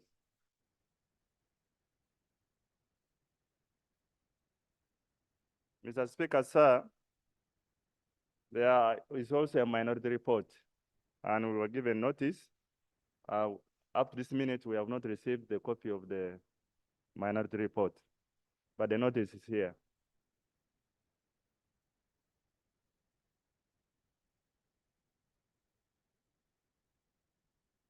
Don't mind, the minority report will be presented immediately. Thank you. Presented, Mr. yes. Speaker, a report of the Budget Committee on the National Budget Framework Paper for the financial year 2024-25 to 2028-29. Mr. Speaker, as guided by you, I will look at the recommendations, but briefly, just to say that in accordance with the provisions of Articles 90 and 155(4) of the Constitution and Section 91 to 98 of the Public Finance Management Act and Rule 45 of the Rules of Procedure of Parliament, committees are mandated to discuss this, and we have done that. On part 1, legal compliance. Mr. Speaker and colleagues, compliance of this budget to the provisions of the Public Finance Management Act 2015. Mr. Speaker and all members, in accordance with Section 9 of the Public Finance Management Act 2015, it's noted that the committee noted that some of the requirements were not complied with. And the committee recommendations are that the Ministry of Finance, Plan and Economic Development should ensure that it complies with all the requirements as per Schedule 3 of the Public Finance Management Act. Observations of the committee with respect to the budget framework paper. They are on page 9 for those who are online already. The paper is being uploaded. The committee observations. The financial year 2024-25 budget is the last budget for delivering on the third National Development Plan. However, only 17% of the NDP 3 results are being achieved as end of 2021-22. And this poor performance was mainly attributed to the challenges all of us know associated with the COVID pandemic and the global economic downturns, the slow implementation of most of the 69 core projects, And we want to observe here that only 20 core projects are under implementation, among others. The committee recommends that, okay, number 2, that NDP3 target to reduce poverty from 21.4% to 18.5% by 2024-25 was not achieved, as it stagnated at 21. Number 3, the NDP3 target, it is targeted to maintain core inflation within the target band of 5%, according to the National Budget Framework Paper. Core inflation is projected to at 3.8 in 2024-25 and 4.4 in 2025-26 and 4.5% in 2028-29, which means really the macroeconomic stability of our country is in good hands. Number 4, one of the challenges observations across board we noted was that the allocative efficiency at program level is largely consistent with the NDP3, as the share of the budget allocations indicated in this budget, financial year 2024-25, are largely consistent with the share of budget allocations as provided in the MTEF. Lastly, we noted that program planning, costing, and monitoring capacity in many ministry, departments, and agencies, and even in local government, is still inadequate. People are still, Mr. Speaker and honorable members, people are still working along the sectors instead of working along projects, programs, as indicated in the NDP3. And the committee recommends that government should strengthen economic growth prospects and reduce poverty in the medium term. Government should also have specific interventions in each of the productive sectors in order with much resource allocation and targeted to the poorest and vulnerable persons across the regions of the country. The resources and interventions should be invested in more human capital development and productive programs such as agro-industrialization, tourism, and the manufacturing sectors, among others. Number B, program planning, costing, monitoring capacity in both MDS and local governments must be strengthened if we have to achieve the intentions of our development budget. Lastly, going forward, the National Planning Authority should develop plans that are informed by more realistic fiscal assumptions and lessons learned from the challenges in effective execution of the previous plans. As you noted, 17% is off target. The targets in the plans should be matched with resource allocations during plan implementation through the annual budgets. Mr. Speaker, on the Charter of Fiscal Responsibility as required by law, the committee noted that and recommends that the budget for the short and medium term should fully comply with the fiscal responsibility requirements, and any deviations must be guided by Section 7 of the Public Finance Management Act, inclusive of the reasons for the deviation and adjustments to be done to bring the nominal debt to GDP back to the CFR path over the remaining financial years. On gender and equity requirements, the committee noted that there has been remarkable improvement since the last financial years, as this time round, only one program did not satisfy the requirements for gender compliance. However, no specific measures to equalize opportunities for men, women, persons with disabilities, and marginalized groups were provided alongside the gender certificate as presented to this Parliament by the Ministry of Finance. We therefore recommend that the program secretariats that do not submit the required program budget framework papers on time should be subjected to the sanctions as provided for in Section 78 of the Public Finance Management Act. Number 2, Equal Opportunities Commission is supported more to undertake periodic national gender and equity gap mapping surveys instead of doing it at the end of the financial year. We also note, the committee also notes that more capacity building should be undertaken at all MDAs, especially with regard to the gender disaggregated data collection tools. On climate change responsiveness of the budget framework paper, Mr. Speaker, the committee recommends that the Minister of Finance always adheres to the law. No, that's the contingency fund. The Ministry of Water and Environment assesses all the 20 programs and is worrying that only 10 programs passed above the 50% mark. And it is interesting, Mr. Speaker, that Parliament was one of the worst performing with response to climate change. On the contingencies fund, the committee observes that in this budget, only 169 billion has been provided for, when it should have been 0.5% of the previous budget. That should have been 263 billion. But this is a good improvement.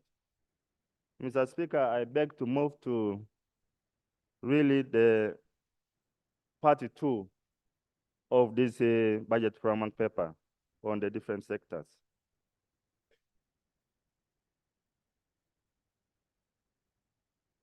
I think members can read the macroeconomic framework information on inflation, exchange rate, and debt in that part. Part 2, Mr. Speaker, is recommendations from the different sector committees, together with their observations and recommendations, and the decisions and the suggestions from the Committee of Budget. Committee on Presidential Affairs, vote 001, page 53. Capacity building for RDCs, RCCs, deputy RDCs, deputy RCCs. The committee recommends that provision of an additional 1.5 billion to vote 001 to cater for the capacity building of RDCs and other relevant officers be provided in this budget. On office accommodation for RDCs, the committee recommends that additional 2.8 billion be availed annually to vote 001 to enable the Office of the President construct 5 offices each financial year so as to mitigate the challenges of office accommodation of the RDCs in the medium term. Vote 107, Uganda AIDS Commission. The committee recommends that Uganda shilling 3.2 billion be provided to vote 107 to facilitate dissemination of HIV prevention messages to the general population, including the vulnerable youth in schools and those out of schools. Vote 158 on internal security organization.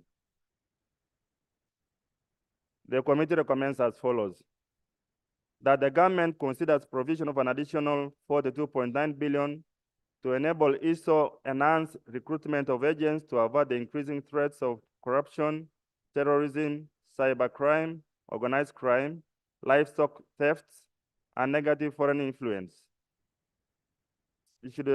This money could also go a long way to strengthen the foundation of security in the Kampala metropolitan area and rolling it out to other cities and hotspots across the country. It goes to increase coverage of field deployment gaps at regional, district, border, cities, municipalities, resettlement camps, sub-counties, town councils, and parish levels across the country. Enhancement of technical infrastructure. The committee recommends that government provides 26.67 billion to ISO to enhance the operational capacity of the new technical equipment, the equipment that was bought recently, its maintenance and expertise to facilitate the ongoing classified special operations for effective and efficient delivery of the mandate bestowed upon them. On inadequate budget provisions for administrative support, the committee recommends that government provides 12.493 billion to vote 158 to enable ISO effectively facilitate their operations for timely information gathering.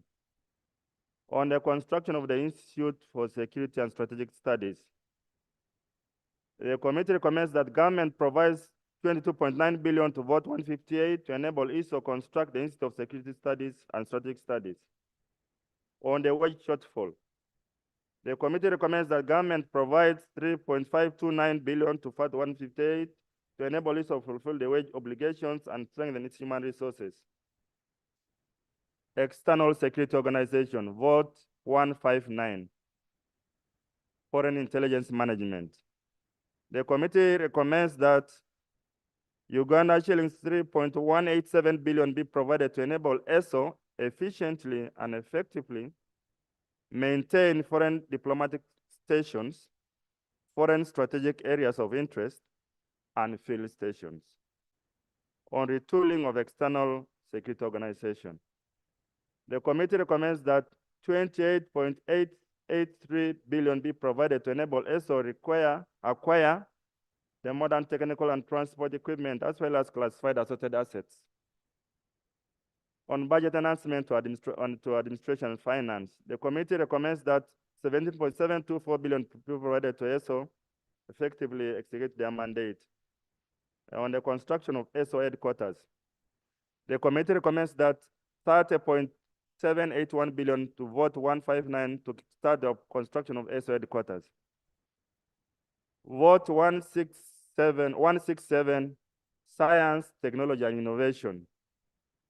On the establishment of Uganda's Biosciences Park, the committee recommends that Uganda shillings 44 billion be provided for the Biosciences Park because it will mitigate spreading the scarce resources to many parts of the country, such as universities, yet interested scientists can converge at the Biosciences Park as a one-stop center for the equipment so that they can carry research efficiently.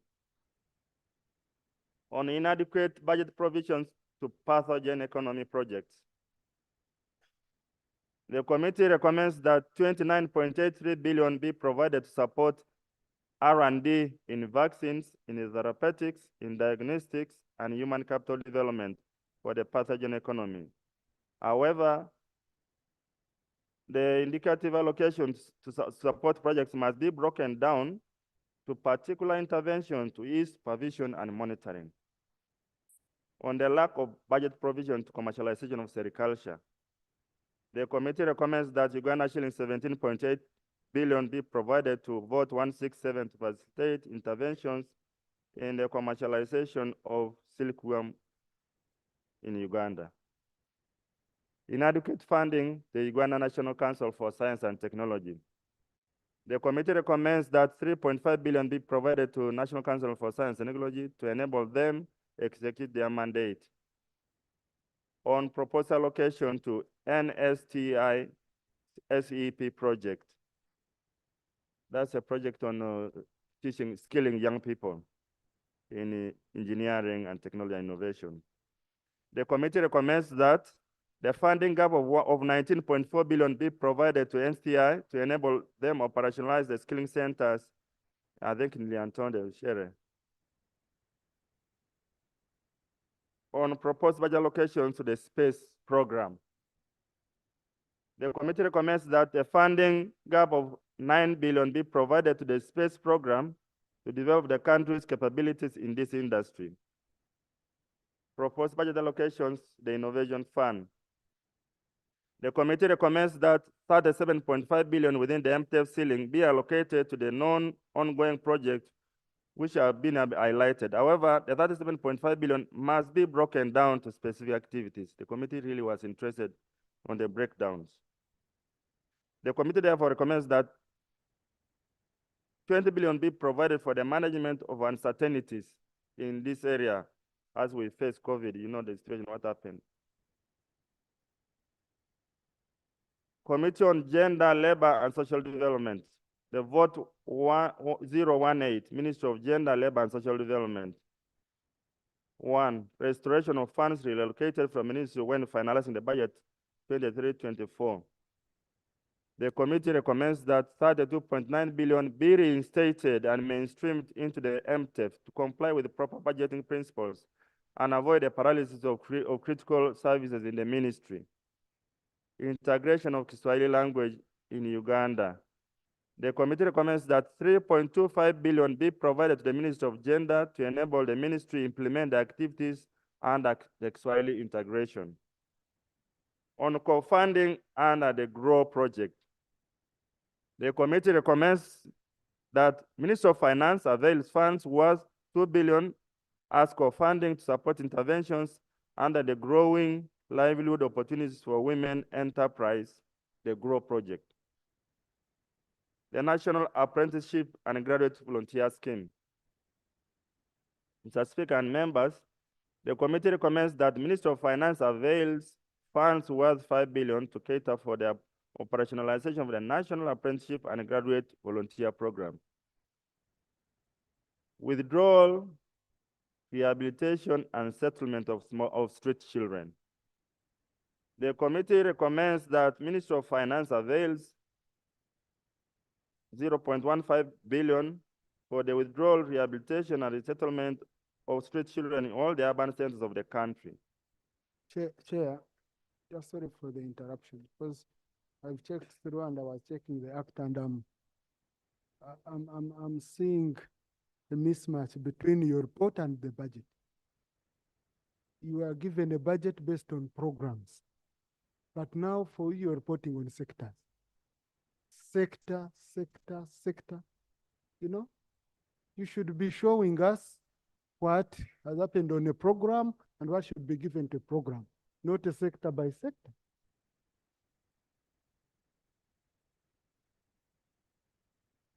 You are right, Mr. Speaker. And this was one of the observations we noted, that whereas we have moved from sector-wide approach to program approach, as Parliament, we have not reorganized ourselves and our committees to reflect that change. Yeah, but that's why the budget committee consolidates. So you should have consolidated the sector committees into career programs, so that, because now the report is not aligning with the budget framework paper which was presented to you. So how are we? How do we proceed on this? Oh, you're a member of the committee. So yeah, because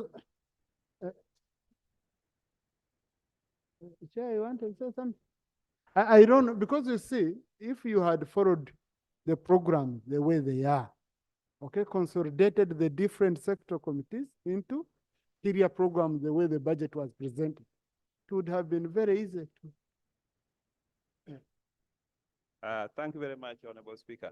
Honorable Speaker, as a committee, we faced a challenge from the Minister of Finance. We need to be honest, and I think the chairperson is failing to tell the truth. And even up to now, the chair, we were in a difficult situation whether to bring the report or not to bring the report. But because our work is basically to report to the House, the chair engaged the Minister of Finance to make a written commitment, especially on the budget ceiling and the expenditure. And the minister committed to put in writing some of those issues so that that letter is laid on the table.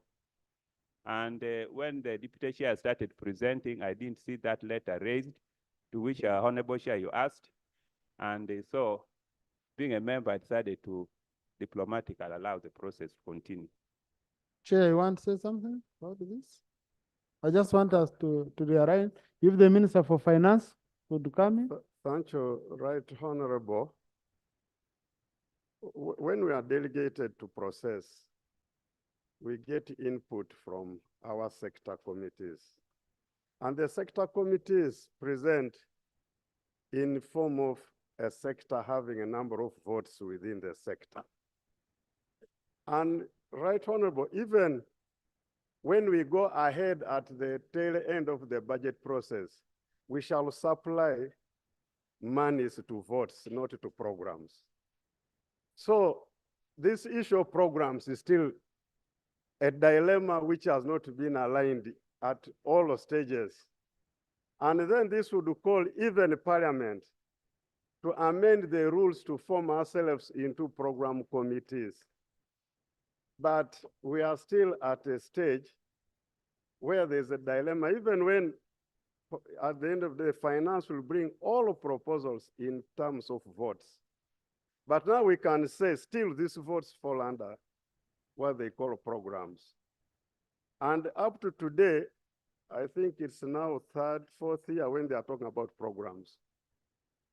Because the programs would now mean us budgeting from zero and justifying each activity in its total entirety.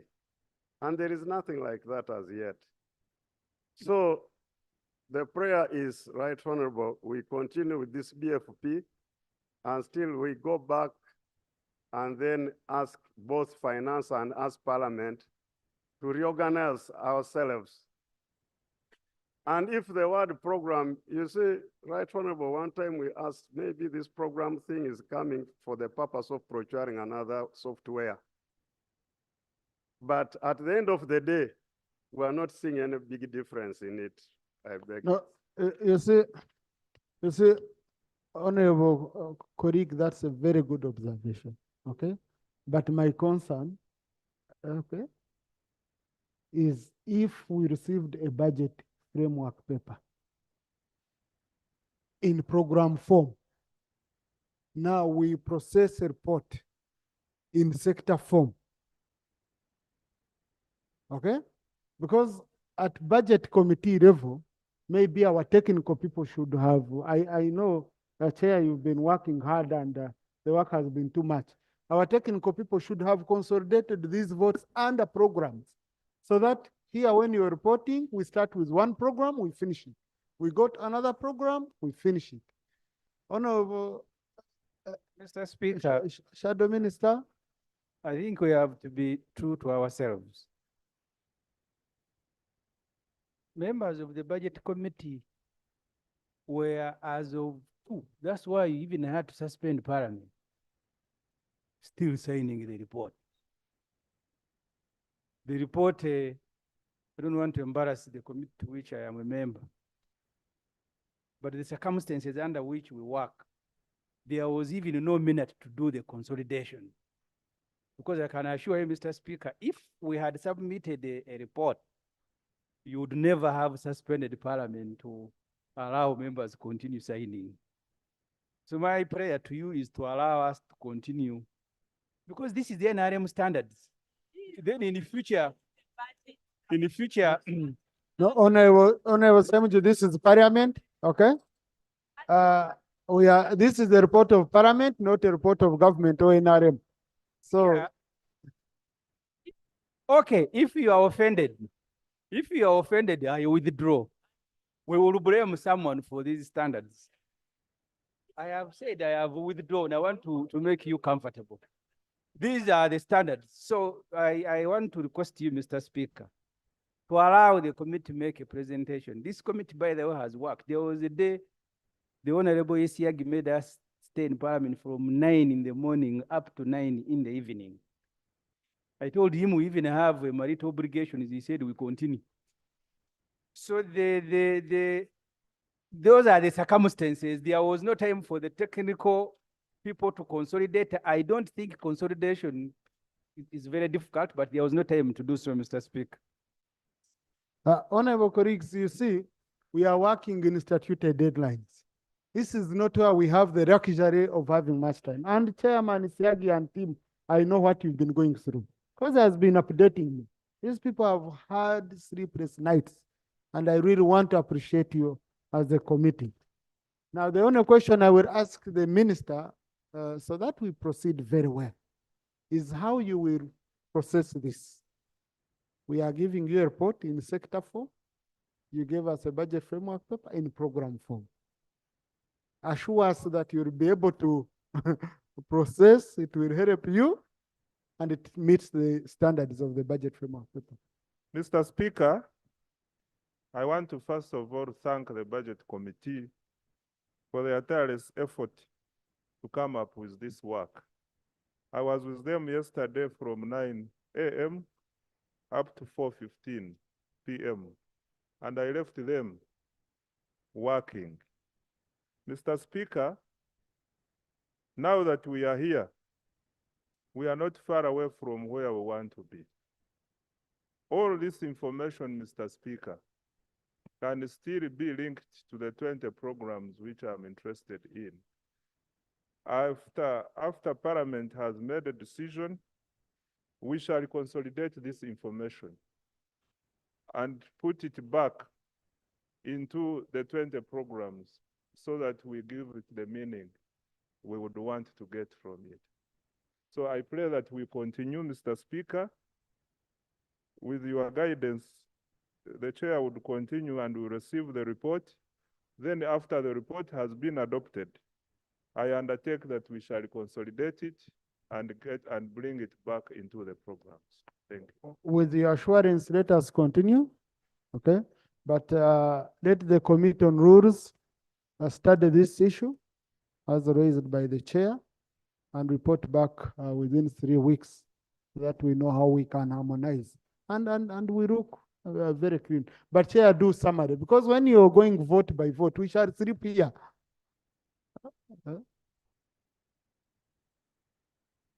The Speaker, I don't know how to do the summaries. Maybe I think I will not misread the vote which deals with the AFCON, because some people want to hear the details in that. Minister of Gender, I think let me go with that vote on Minister of Gender. We took the recommendations as suggested.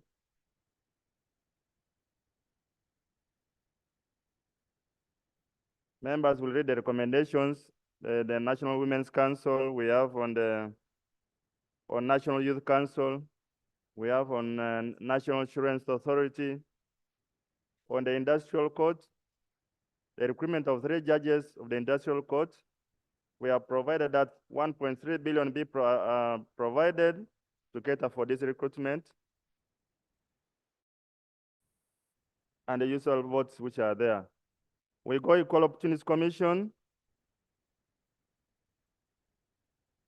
We have recommended that 2 billion be availed to strengthen the capacity of the state and non-state actors to mainstream equal opportunities and affirmative actions, and on the need for the headquarters. Let's go to Ministry of Finance. They need 4.5 billion for rent provided for NPA. National Population Council, the Lotteries Board, Uganda Prisons. We have given them 4.4 billion to help them to expand their activities. We got some revenue of 100 billion last year from them.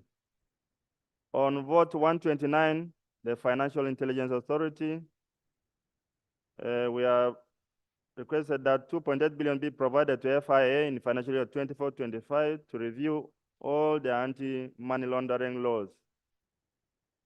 And on vote 153, public procurement and disposal of public assets, just capacity building. Vote 163, Uganda Retirement Benefits Authority, usual activities, nothing new. Uganda Revenue Authority, we have recommended that the committee recommends that URA be provided 55.9 billion this financial year, 2024-25, and the remaining 111.9 billion be provided for across the medium term in order to facilitate the recruitment of 1,278 staff and for effective mobilization of revenue. Furthermore, the committee recommends that URA be provided with 9.16 billion and the remaining 22 billion across the medium term in order to develop an oil and gas monitoring system and position itself to process oil and gas information.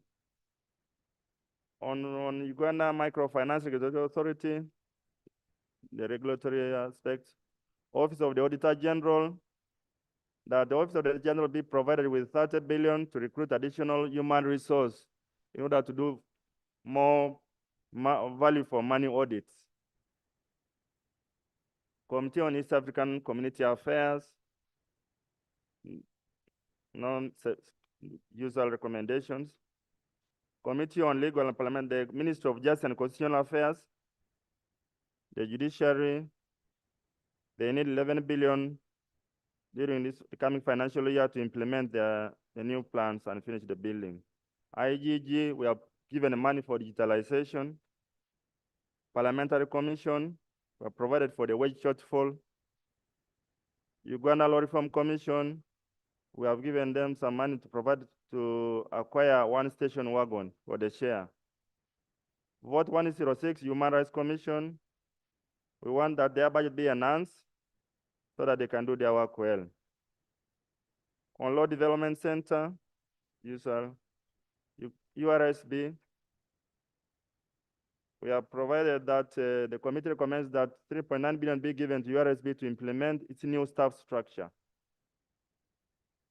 Also, the DPP, Director of Public Prosecution, the committee recommends that 25.8 billion be provided to ODPP to recruit and promote staff with the aim of increasing the scope of criminal prosecution.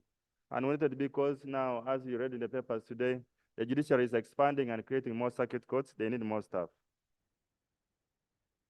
Also gave money for 10 billion to construct their own upcountry offices, 10 billion for procurement of transport equipment for the state attorneys, 8 billion for security, their security and procurements. On agriculture, animals and fisheries, vote 010, Ministry of Agriculture. On the parish development model, the committee recommends that a total of 10 billion be provided to Ministry of Agriculture to support the NPDM activities, and also for the ministry to fast track the implementation of the agriculture value chain development strategy. Extension services. The committee recommends that additional 10 billion be allocated to the budget to facilitate phased recruitment and deployment of additional extension staff. B, the shortfall of 5.4 billion for the rollout of e-extension systems across the country be provided. The committee further recommends that where extension workers have been deployed, a study should be done to assess their impact on agricultural activities in those areas. Agricultural mechanization. The committee recommends that with the climate change smart farming funding, priority should be given to the already existing mechanization centers by recruiting enough staff, providing sufficient equipment, and when they are fully operational, the other remaining centers can be embarked on instead of creating new centers. B, the ministry must formulate and present before Parliament a national mechanization strategy and equipment management and distribution strategy so that this country can know how the tractors are being distributed. Lastly, a total of 20 billion be provided for equipping and operationalizing mechanization centers, and another 10 billion for the purchase of ox plows, and an additional 6 billion for rehabilitation of water harvesting facilities. On Dairy Development Authority, members, the provisions are there. Page 106, NARO, National Agricultural Research Organization. The committee recommends that 3.3 billion be provided for production of afla-safe technology. B, 3.5 billion Uganda shillings be provided for the development of soil suitability maps. On Cotton Development Authority, the committee recommends that 170 million shillings be provided in the budget of 2024-25 to enable Cotton Development Authority to set quality standards for Uganda cotton. On Padel seed processing plant, the committee recommends that 300 million that was allocated in the financial year 2022-23, but later not released, be provided in the coming financial year for external works on drainage, drying bays, and landscaping. B, 1.172 billion operational be provided for operational activities, for security, for labor, and that sort of things. Support to cotton production development. The committee recommends that 5.2 billion be provided to support cotton production in the country. Uganda Coffee Development Authority. Right, Honorable Speaker, people are unanimous that the 49.9 billion, which was for coffee seedlings, which have not been paid, should be cleared. These coffee seedling areas should be cleared. The committee also was very strong that the Uganda Coffee Development Authority is doing a great job, and that a budget for the procurement of more coffee seedlings be reinstated under UCDA so as to increase production to meet the strategic objective of the coffee roadmap of Uganda, not to put everything in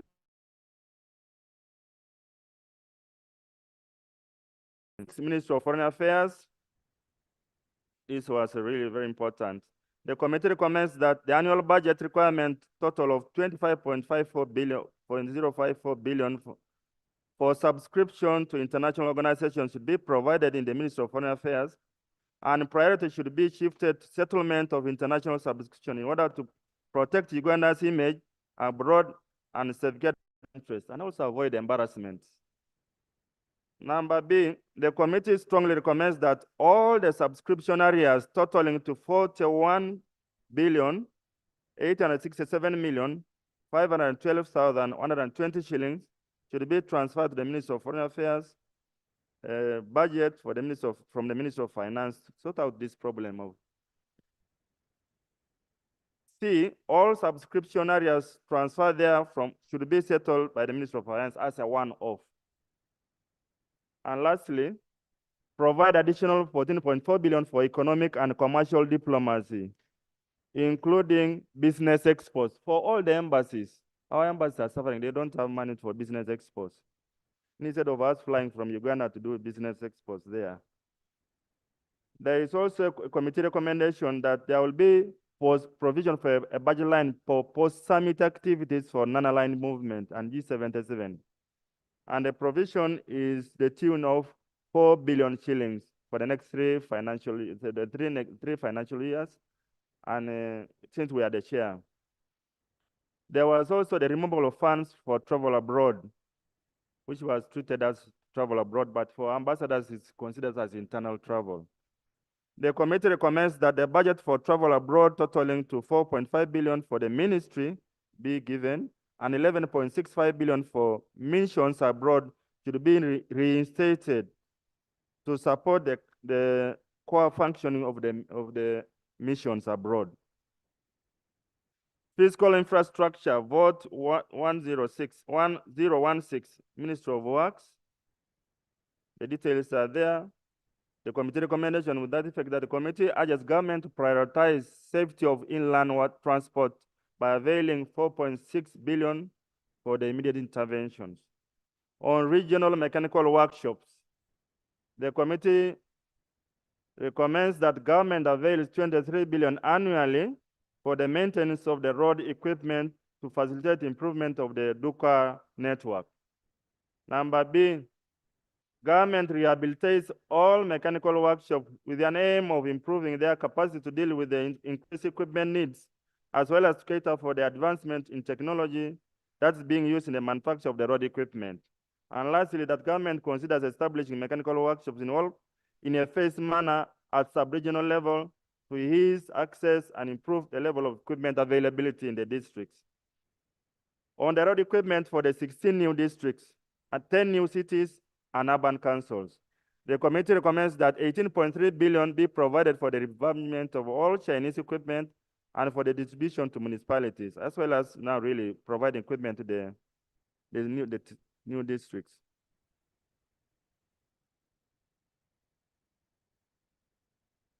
Also, another 21 billion should be provided for the Duka roads, the district roads, access roads. I'm on page 117 on Ministry of Lands. The ministry zonal offices, which were built under money from donors, we recommend that the committee the ministry provides 4.3 billion towards the operationalization and maintenance of those offices. The committee also on development of fiscal development plans. Right, Honorable Speaker and members, the committee recommends that additional funds be provided for the development and implementation of fiscal and land use plans in the financial year 24-25.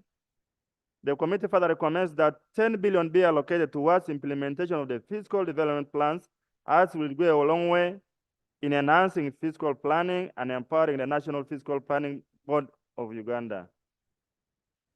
Ministry of Energy, vote 017. The persistent underfunding on mineral development program. The details are comprehensive on the gaps, but the committee recommends that 12.6 billion be provided for the maintenance and certification of the National Minerals Laboratory, among others. On Ministry of Water and Environment, on climate compliance, the National Climate Change Act, the committee recommends that government should provide 10.9 billion for mainstreaming climate change on all the MDAs.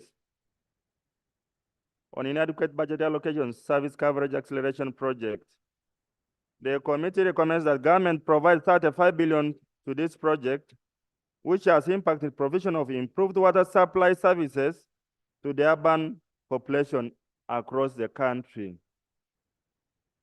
Support to the rural water supply project, the source per village. The committee recommends government should provide 50 billion to support improvement of water storage and network expansion countrywide. On strategic towns water supply and sanitation project, the committee recommends that government provides 12 billion as counter financing requirements under STWSSP project.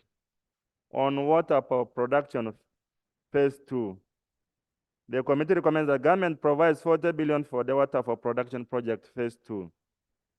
On inadequate budgetary allocations to water and sanitation development facility of southwestern Uganda, the committee recommends that government prioritize funding for water and sanitation facilities in southwestern by providing an additional 25.2 billion. On the restoration of the environment through tree planting and restoration of critical wetlands, the committee recommends that government provides a total of 15 billion for the restoration of environment through tree planting and 10 billion for the restoration of critical wetlands. The committee also further recommends that the Ministry of Water and Environment emphasizes community tree planting at the expense of other options. The Inner Mashishon Bay cleanup project. We recommend that the committee recommends that 22.5 billion be provided for this project. Water resources measuring implemented in priority catchments. The committee recommends that 20 billion be provided for implementation of the catchment management plans. NFA, National Forest Authority, government should provide 1.6 billion for resurveying and demarcation of forest boundaries and 3.1 billion for protection of forests in the coming financial year. On inadequate budget allocations of tree seedlings, we have recommended as a committee that 5 billion be provided for tree seedlings and 3 billion for industrial forest plantations. Uganda National Meteorological Authority. The committee recommends that government provide 7 billion under UNMA for the unfunded priorities. Education and sports. Vote 013, Ministry of Education. The committee recommends that Ministry of Finance Planning commits additional 36.6 billion to Ministry of Education for grant aiding both primary and secondary schools. On finalizing the higher education policy, the committee recommends that the Ministry Finance gives additional 500 million for finalizing the higher education policy. Facilitation for secondary school games. The committee recommends that the Ministry of Finance gives 23.304 billion to facilitate secondary school games. On the higher education student financing board, Right Honorable Speaker, you know you're passionate about education in Uganda and equity. The committee recommends that Ministry of Finance provides additional 6.75 billion to provide loans to a total of 6,180 students on top of the 21 billion provided for. This was your passion, what you did, Mr. Speaker, in this parliament recently. Uganda Business and Technical Examinations Board, we have provided the money for their work. Uganda National Examination Board, money has been provided, and an additional 6.5 is needed. On conducting transitional exams, the committee recommends that 8.6 billion be provided. On securing accommodation for hosting, marking, and enhancing marking examinations in the new curriculum, the committee recommends that another 6.5 billion be given to UNEB. On the committee recommends that another 4.6 billion be given. And on the Minister of Finance also to give money, 8.5 billion to cater for travel inland and 2.9 to provide for extra security of examinations. On National Council of Sports, some money has been provided of 380. Committee recommends that Minister of Finance, Planning and Economic Development commits 380 billion to National Council of Sports for the construction of Oima Stadium, 180 billion, Akibwa Stadium, 100 billion, and Buhinga Stadium, 100 billion. So that has been the split. So that's the recommendation of the committee for the construction of all those beautiful stadia of Akibwa, of Buhinga, and the one in Oima. So the 380 billion will be split, 100 billion for Akibwa, 100 billion for Buhinga, and 180 billion for Buhinga. Construction of 11 training grounds for AFCON 2027. The committee recommends the Minister of Finance provide 20 billion to National Council Sports for the construction of 11 training grounds for AFCON 2027. On the National Anti-Doping Organization, the committee recommends that the Minister of Finance provides 3 billion to National Council for Sports as a subvention to this organization. And vote on Education Service Commission has been provided. The National Curriculum Development Center. The committee recommends that the Minister of Finance provides 1 billion for the review of the advanced level curriculum. We have been told that under the new curriculum, our children are sitting this year, the A-level curriculum has not been reviewed. So we need money to review it because now these senior folks, after they see this new program, where are they going? Chair, read the report. Okay, thank you, Mr. Chairman. Right, Honorable Speaker. Gulu University, we have the committee recommends that the Minister of Finance commits a total of 5.6 billion for salary harmonization, 2 billion for the gas settlement of Gulu Central Forest Sub, and 3.36 billion to the Karamoja University for the preparation of architectural and engineering designs and the production of bills of quantities for the proposed Constituent College of Gulu in Karamoja. On Mwini University, the committee recommends that 2.7 billion provided for the renovation expansion of Madi Okolo Farm. Later, the committee recommends that 9 billion be provided for to complete the main administration block. Mountains of the Moon, committee provides for 5 billion for the construction of the Faculty of Science and Technology. Vote 004, Ministry of Defense and Veteran Affairs. On land acquisition, the committee recommends that UPDF be provided with 157.3 billion to compensate all claims brought against UPDF. Uganda Prison Services. The committee recommends that an additional 5 billion for the implementation of phase 2 of the Prisons Management Information System be provided for. Relocation of prisons headquarters. The committee recommends that 3 billion for rent during the financial year 2024-25 and 40 billion over the medium term for UPS to procure new premises for its headquarters. Prisoners feeding. The committee recommends that the provision of 79.973 billion budget be provided to pay for the outstanding areas for prisoners feeding during the financial year 23-24. On land surveying and boundary opening, the committee recommends a provision of 2 billion in financial year 22, 24, and 25 to survey their unsurveyed 5 pieces of land of Uganda Prison Service. Staff uniform, the committee recommends that the provision of additional staff uniform be prioritized over the medium term. On prisoners farm, the committee recommends that provision of additional 5.685 billion be provided to procure prisoners' uniforms. Vote 135, Directorate of Government Analytical Laboratory. The committee recommends that an additional 34.3 billion be provided to DGL to undertake phase 2 of the DNA data bank construction, and the rest be provided over the medium term. Operation of the Government Analytical Laboratory, regional laboratories. The committee recommends an additional 12.4 billion to operationalize the regional forensics labs during the financial year 2024-25.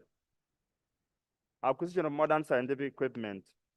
The committee recommends an additional provision of 4 billion for the procurement of modern scientific equipment to provide independent scientific forensic and analytical services, as well as aiding administration of justice, safeguard public health and safety during the financial year 24-25. Vote 020, Minister of ICT and National Guidance. Strengthen communication of government programs and national outreach. The committee recommends that government allocates 23.7 billion for strengthening communication of government programs and national guidance outreach for the financial year 2023-24, and also the creation of employment opportunities for the skilled population by leveraging on business processing, outsourcing, and innovation. The committee recommends that government allocates 5.9 billion for our young people for the creation of employment opportunities for the skilled population by leveraging on BPOs. Support the integration of e-government systems. Mr. Speaker and honorable members, the committee recommends that the Ministry of Finance provides 4.5 billion for the integration of all e-government systems in Uganda, instead of different institutions budgeting alone. UBC, electricity for Signet network for transmission sites and broadcasting stations. We are going to AFCON. The committee recommends that the Ministry of Finance allocates 3.36 billion for power bill payment by UBC. Annual satellite fees for content distribution to direct to air, digital free to air, and for the people of Uganda to enjoy the service of AFCON. The committee recommends that in 2027, the committee recommends that the Ministry of Finance and Economic Development allocates 1.542 billion to cover the annual satellite fees. 2, for procurement of an outside broadcasting van for TV and simpler OB kits for each radio. Also recommends that the Ministry of Finance provides 6 billion for the procurement of the OB van and kits for each radio band. Uganda Institute of Information and Communication Technology and wage bill. The committee recommends that 5.394 billion be provided to UICT, financing its wage bill and affecting the staffing levels. Chairman? Yes. We are capturing the whole report on the answer. We have 4 days of reading this report. Okay? Okay, Just thank you. conclude. Thank you. There is a vote on Uganda Post and Post Limited, which is provided for. Vision Group, we have provided 2.9 billion to reviving vernacular newspapers, namely Orumuri, Etop, and Rupin. Uganda Media Center, we have provided 134 million towards the recurrent expenditure by things that they don't have. Committee on Public Service and Local Government Finance Commission provided some money. Committee on Health, Ministry of Health, vote 014. The committee recommends that 3 billion be provided for setting up the Organ Transplant Council. Inadequate funding for regional equipment maintenance workshops. Money has been provided of 12.3 billion. Inadequate funding to support renovation and equipment of hospitals. The committee recommends that an additional 16.2 billion be provided in the financial 24-25 to facilitate renovation and equipping of hospitals and health facilities. 16.61 to upgrade L Center 3s to L Center 4s and L Center 2s to L Center 3s and renovation of existing ones. And 7.7 billion for completion of a CT scan housing as had been planned. The other provisions were provided on the Ministry of Health on the commitments, non-functional ambulances. We have recommended 54.69 billion be provided for procuring 157 ambulances for the remaining constituencies. Primary care services money has been provided on human resources for health. The committee should urgently lift, we recommend that government should lift the state recruitment moratorium imposed on waiver on the recruitment of critical human resources, especially for health. 2, government should continue with the effects of building the stock of houses for health workers. 3, government should ensure that adequate financing be provided to fill the vacant position in all health facilities, at least the level of 70%. Uganda Red Cross were provided for money for that. Uganda Cancer Institute money has been provided. An additional 8 billion provided for medicines and sundries. 12 billion for function of the regional centers in Gulu. An additional 3.16 billion for cancer prevention and detection. And 20 billion for establishment of a nuclear medicine facility, stroke PET center. Uganda Art Institute were provided for money. An additional 51 billion for the establishment of 4 regional cardiac centers. National medical stores. There are a number of recommendations here. Maybe Mr. Speaker, that you country may need to know.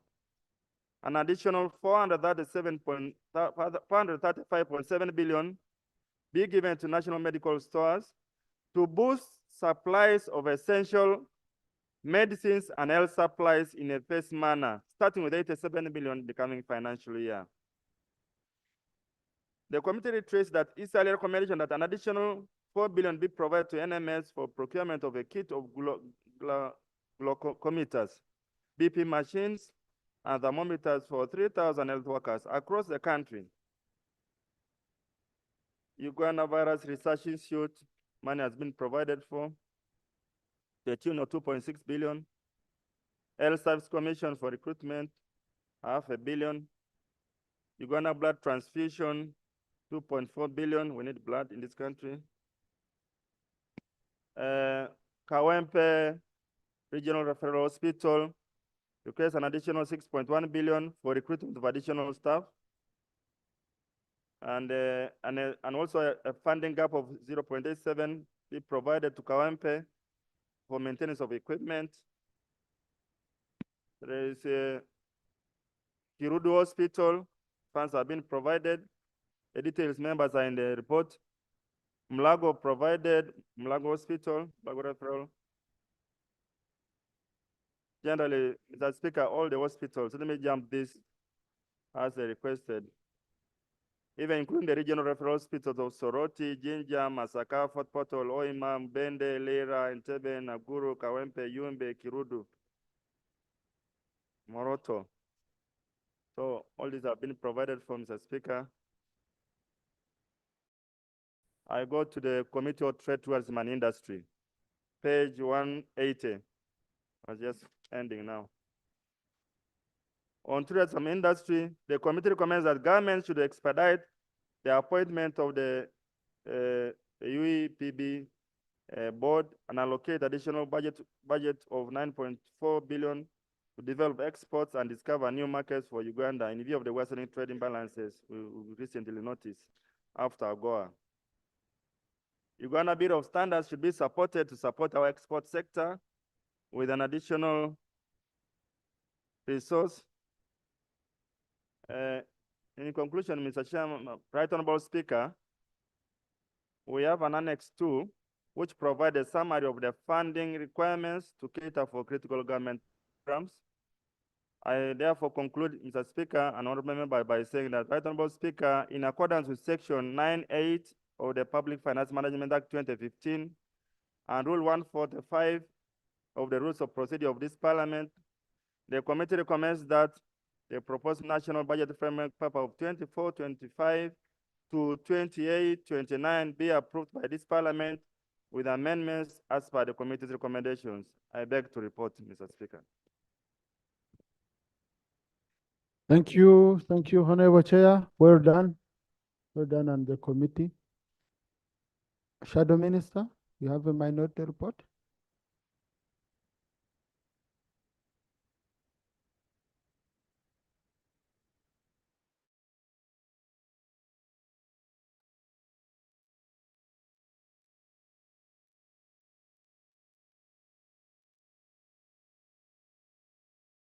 Much, Right Honorable Speaker. This minority report has been signed by myself, the Honorable Yusuf Nsibambi, the Honorable Nkunyinji Mwada, Honorable Kanyike Ronald, Honorable Alan Sewanyana, and Honorable Nambeshe John Baptist.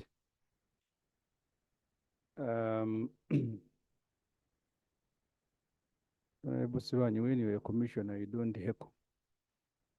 Mr. Speaker, we will restrict ourselves to major issues on the budget framework paper and the areas of disagreement. The first area is non-compliance of the national budget framework paper with the law. The second area of disagreement is the suspicious domestic revenue figures. The third area is conflicting public debt figures. And then the fourth one is the reckless borrowing and wastefulness. The first area, Mr. Speaker, non-compliance with the law. Processing of the national budget framework paper is the most important stage in the formulation of Uganda's national budget. Framework in ordinary terms means the foundation.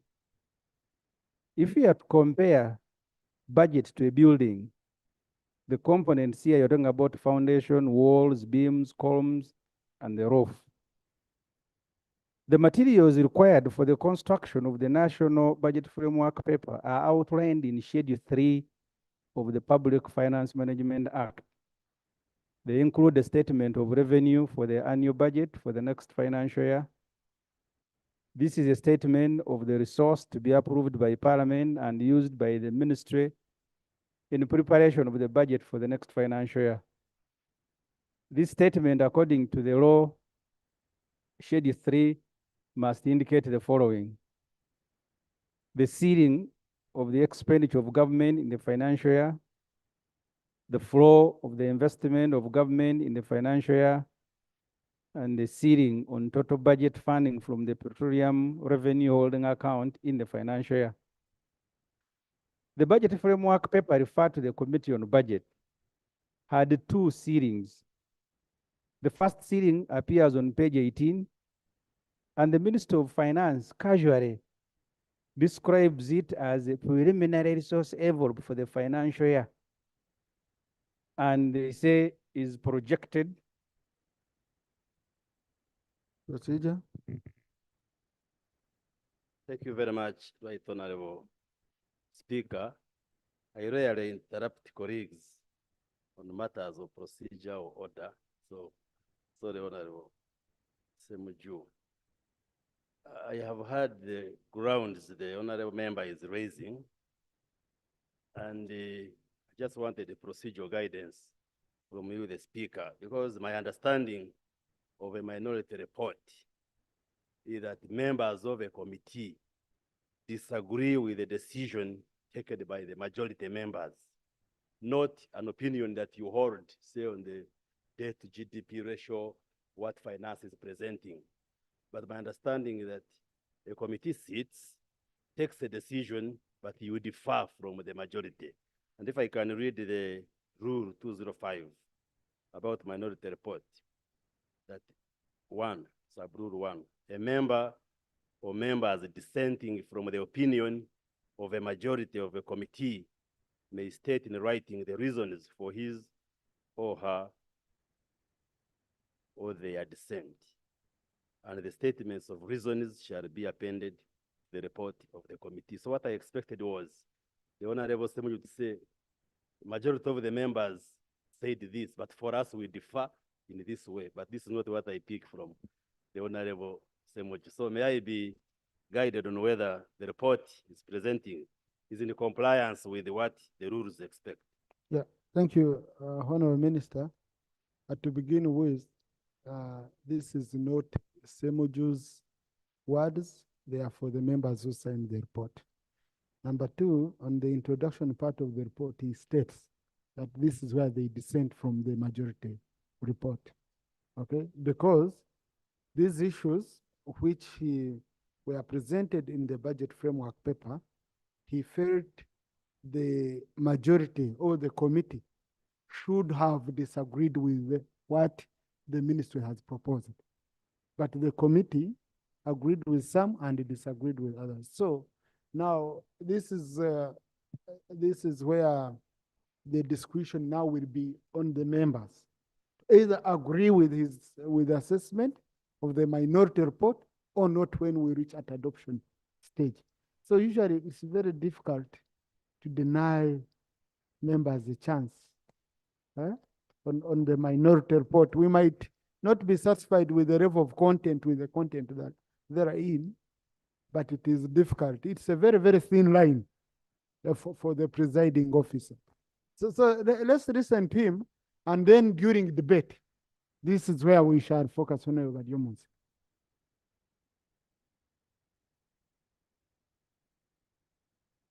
Mr. Speaker. And I'm happy, Semuji, you've come back smiling. The new requirement from Honorable Jones. Mr. Speaker, I only want to ask the Honorable Bariomuns to be patient.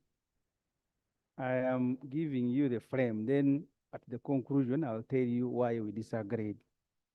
But otherwise, it will be a one-sentence report. We disagreed on this, and then I sit down. Mr. Speaker and honorable members, the budget framework paper referred to the Committee on Budget. As I said, I had two seatings. The first seating is of 52.7 trillion. The second seating is 54.5 trillion, appearing on page 342. When this matter was brought to the attention of the Honorable Minister Musasizi, who strangely these days is doing the work of his boss, and is the one who has carried the budget framework. Can you read the report, Honorable Semuji? This is in the report. Huh? It is in the report. How?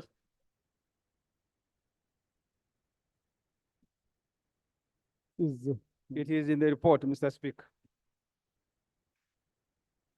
The chairman of the Budget Committee, Honorable Patrick Isiaji, suspended proceedings of the committee to allow the minister and his team look for a solution when the matter of two seatings, which is a matter of law, was brought to their attention. They congregated in a corner of the committee room, and after a lengthy discussion conducted while standing, returned to announce that they were now reducing the allocation of the 54.5 trillion by 1.8 trillion. This is the drama that you missed, colleagues who are not members of this committee. Right, Honorable Speaker, honorable members, Honorable Musasi told the committee that the 1.8 trillion was being removed from the Treasury Operations Vote 130, which is debt servicing and management, that is allocated 21 trillion, nearly 40% of the entire budget. Honorable Musasi's, however, noted that this vote meant to service our public debt is statutory. He will later look into the budget, I think with a view to reinstate the money he was removing just to allow the process to continue.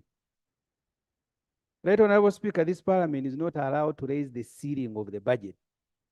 Parliament is limited to reallocating smaller percentages because the biggest amount in the budget is statutory. Once the government has presented the budget framework paper containing the ceiling of expenditure for the next financial year, even the government is not allowed to casually and unnecessarily tamper with it. That's why it is in the law. That's why Section 13(6) makes it a requirement that the budget must be consistent with the budget framework paper. It is therefore our contention. Now, Honorable Yomus can listen. Mr. Speaker and honorable members, that just on this account alone, this level of fidgeting, the budget framework paper did not meet the legal requirement, and even the committee said so, to be approved by Parliament as instructed by Section 9(8) of the Public Finance Management Act. And what we are asking is simple. Let the government withdraw this framework and return formally with one that conforms with the law. Because, let me read, the speaker will tell me to read. That conforms to Section 9(4) and Schedule 3, which require the inclusion of a statement indicating the government's expenditure ceiling for the upcoming financial year. This statement is supposed to be approved by Parliament and used by the ministry when preparing the budget. So our disagreement, the committee says, go ahead, the person is dead, but you don't bury because he has children. We're saying, no, a body must be buried. Number 2, suspicious domestic revenue figure. The main reason the total budget is reducing, and this is important, the main reason the total budget is reducing by 1.4 billion from 52.736 trillion to 52.722 trillion is because domestic revenue will grow just by 285 billion, which is 0.9%. And the second reason is that donors are reducing budget support from 2.7 trillion to a mere 28.9 billion. Mr. Speaker and honorable members, we must be told what has happened to our economy. Domestic revenue, both tax and NTR, last financial year grew by 4.3 trillion, from 25.3 to 29.9 trillion, which is 17.3%. The previous year, domestic revenue had grown by 3.4 trillion, from 21.8 trillion to 25 trillion. Even during the lockdown period caused by the COVID pandemic, domestic revenue grew by at least 2.1 trillion, which is 10%, from 19.6 trillion to 21.8 trillion. It is not possible that an economy whose GDP is projected to grow from 5.2 to 6 will have its revenue grow by less than 1%. There is something that government is hiding from Parliament. Either all the previous figures about domestic revenue growth were cooked and they are now telling us the truth, or they want to do something fishy with our money. The table below illustrates the growth of revenue over a period of 3 years. What is possible is that they are deliberately hiding some 3 to 4 trillion, which they will later introduce as a corrigenda and distributed the way they like. They did that last financial year. As the budget committee was about to present a report on annual estimates, the Honorable Musasi came running with documents that he had identified new money and even allocated it. This renders the budget process useless. First, they present you with a budget that is fully encumbered because of sectoral obligations, such as public debt, wages, and other essential recurrent expenditure. They leave you with just about 1 trillion to adjust. And when you are done with that adjustment, they run to Parliament with corrigenda. The intention is to defeat Section 9, Schedule 3 of the Public Finance Management Act.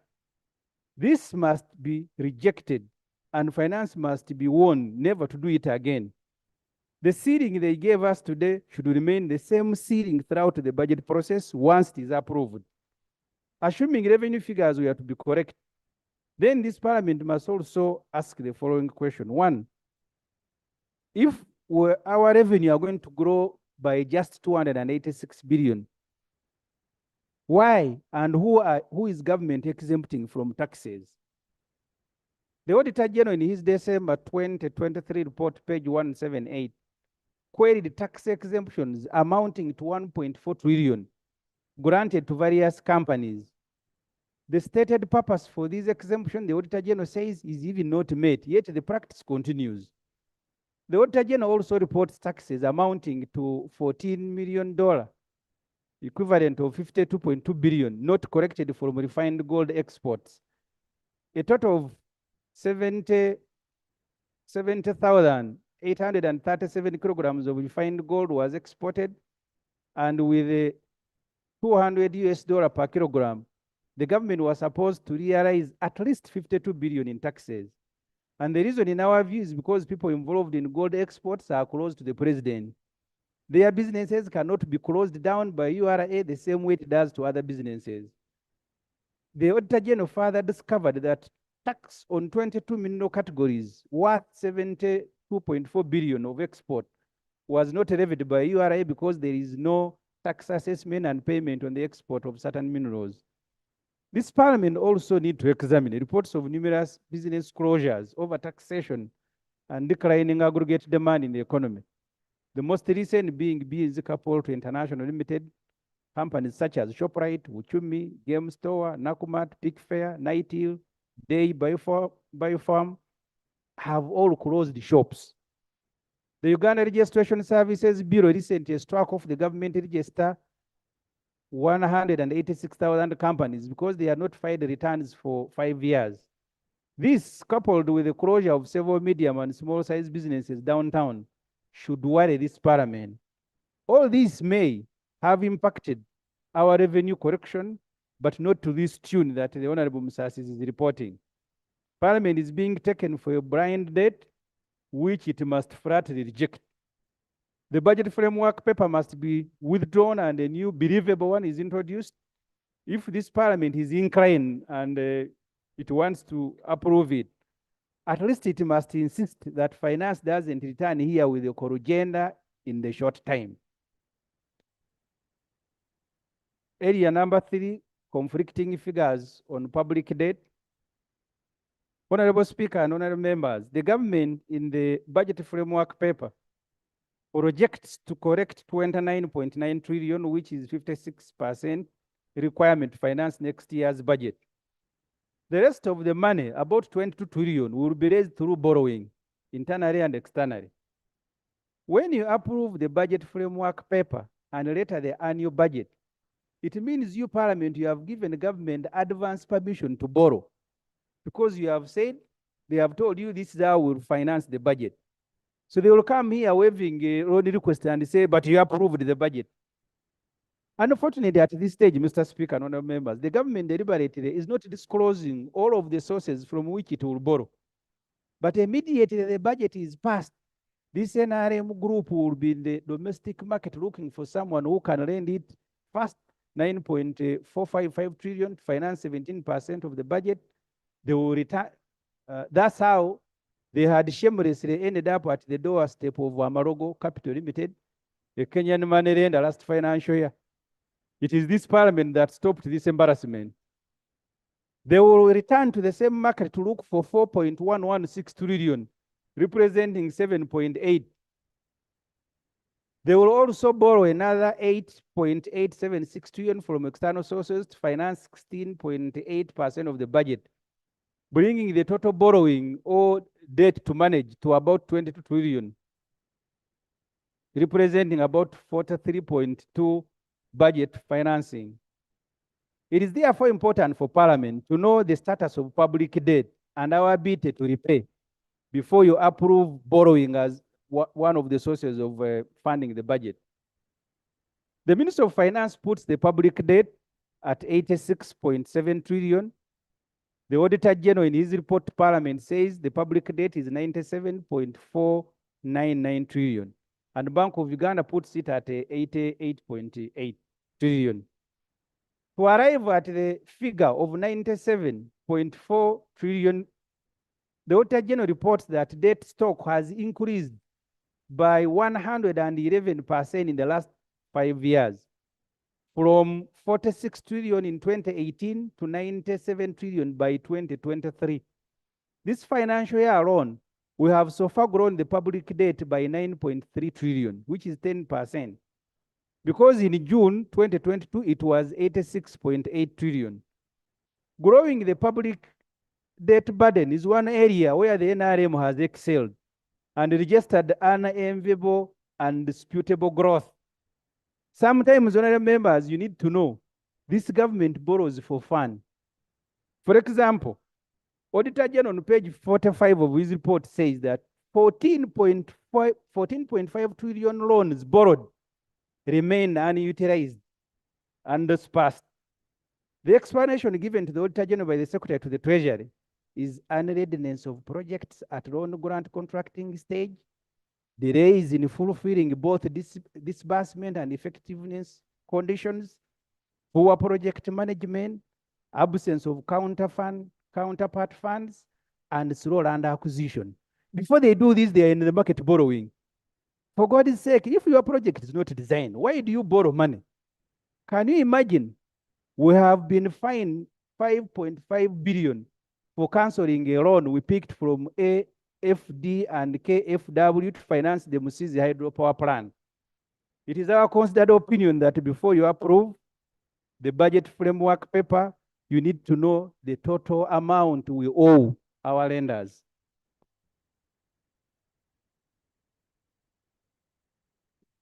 Domestic areas. There is a tendency to exclude money owed to local suppliers of goods and services to the government from the total public debt. I think the intention is to make it look smaller. The Auditor General puts the total domestic area to 5.9 trillion. Minister Musasizi, in the budget framework paper, puts it at 2.7 trillion. This is the money the government owes its suppliers of goods and services. This amount increased by 31% from 4.5 trillion in the last financial year to 5.9, according to the Auditor General. Shockingly, only 217 billion is being provided in the next financial year's budget to clear domestic areas. As civil society put it, it will take this government, which will not be there, by the way, 35 years to clear domestic areas without having to incur new ones. Like what has befallen many NRM promises, even the commitment control system, which means you contract only what you have been given, has collapsed. And with all this revelation, you can hear ministers and their technical staff declaring that the debt is sustainable. You owe local suppliers 5.7 trillion. You are budgeting 200 billion, and you are celebrating that the debt is sustainable. You cannot pay suppliers, you cannot pay all of the interests, you cannot repay external debt, and for them, the economy is doing well. We are lucky, Mr. Speaker and honorable members. Our president is guarded by thousands of special forces. One of these days, debtors would have handcuffed him and taken him to Kitaya prison as the CEO of a company that has failed to pay them. Debt repayment burden. The biggest burden the country faces is interest payment, especially on domestic debt. Imagine 14.5% of our budget, equivalent of 7.6 trillion, will be used to pay interest on loans next financial year. In the year 2022-23 financial year, we even, according to Bank of Uganda, failed to pay all accumulated interest. That's why the money required to pay interest rose from 4.6 trillion to 6 trillion this year that we are in, to now 7.6 trillion. Bank of Uganda, in its December 2023 State of the Economy report, says interest payments and principal payments are exerting elevated pressure on tax revenue, to the extent that for every 100 shilling collected, 32 is used for debt repayment.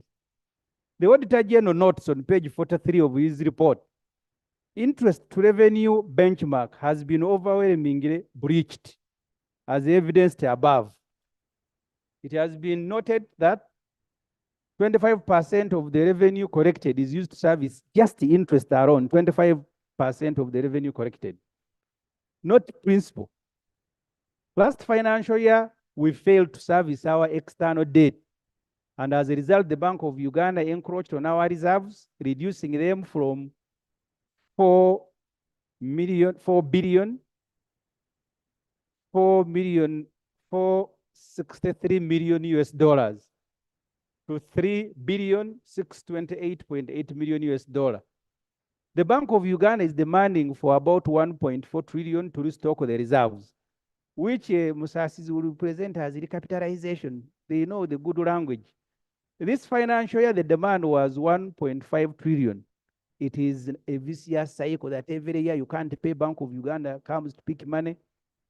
We are so burdened that the government has put aside a whole 20 trillion, which is about 40% of the total budget for debt servicing and management. Even if the total budget doesn't grow, the debt for it continues soaring. This year, the requirement for debt servicing is about 16.5 trillion. This year we are in, which is growing to 20. The withholding of donor funding because of human rights abuses is rendering the country vulnerable, resulting to non-concessional loans for recurrent expenditure. In the past, we have been borrowing to fund major infrastructure, but we are now borrowing for all sorts of things, including wedding anniversaries and for our revolutionary leaders. Last financial year, we borrowed 739 US million from Stanbic Bank and Stanchart at non-concessional terms to fund expenditure such as wage and administrative activities at a high interest rates, whose repayments are in the short term, according to the Auditor General. The last part, Mr. Speaker, will be this one, wasteful and avoidable expenditure. The colleagues with whom we have signed this paper, and the others will be present, we are also uncomfortable with the resource allocation.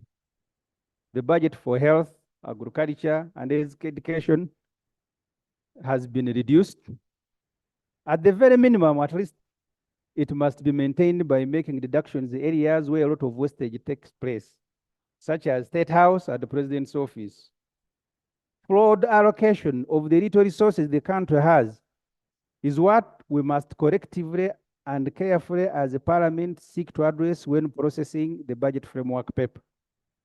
There are people in this parliament who claim to love Mr. Museveni more than Dr. Besigye, who tweeted him when they were fighting in Luweero. Even if you are one of them, you cannot justify the president keeping 266 vehicles at his residence, State House, 400 vehicles under his office, yet the total number of ambulances in public facilities is just 178. The convoy of the president alone has 69 vehicles, as the table below shows. I don't have to go through this list. It is provided in the presidency budget framework paper.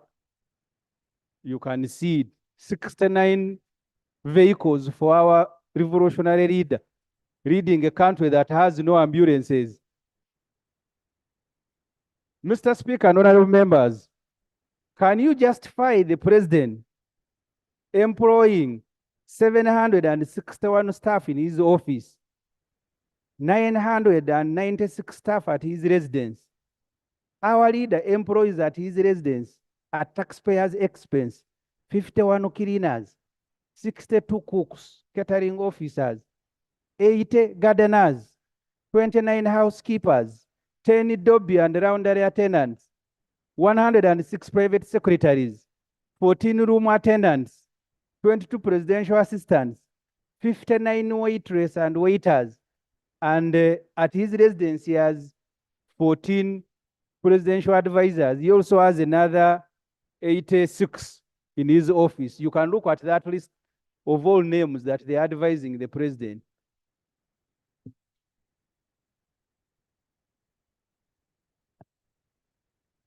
Mr. Speaker, as I conclude, look at the staffing levels. I have provided a table. We have provided a table there of Murago. Just Murago Intensive Care Unit. Murago Intensive Care Unit require 82, and this is just some sample. ICU critical care nurses, they have only 9. The president has 59 waiters and waitresses. The ICU unit requires 45 nurses, nursing officers. They have only 4. The president has 106 private secretaries. The ICU unit at Murago requires 28 specialist doctors. It has only 3. Our president has 22 presidential assistants. As a result, the intensive care unit at Murago with 28 beds capacity, only 14 are functional due to lack of adequate staff. Consequence of flawed resource allocation. For 38 years, which we have been told in this parliament will be celebrated, we have remained one of the leading exporters of maids to the Middle East. Why? It is because of the casual and leisurely way in which this government has been handling our economy. Can you imagine? We don't have a governor for the central bank for 2 years. The consequence of the NRM's fraud expenditure priority is the widespread poverty in the country. In its 2022 multidimensional poverty report, the Uganda Bureau of Statistics has put poverty levels head count in the country at 42.1%. The highest concentration of poor people is in northern Uganda, according to National Bureau of Statistics reports, at 63%. The north is followed by the east at 45.7%. In the north, the Karamoja sub-region, whose Mabat was stolen by NRM ministers, is at the top with 85% levels of concentration of poverty. Acholi sub-region is at 64%. West Nile is at 59%, Rango at 57%, Teso at 57%, Buganda North is at 30%, Buganda South at 18%.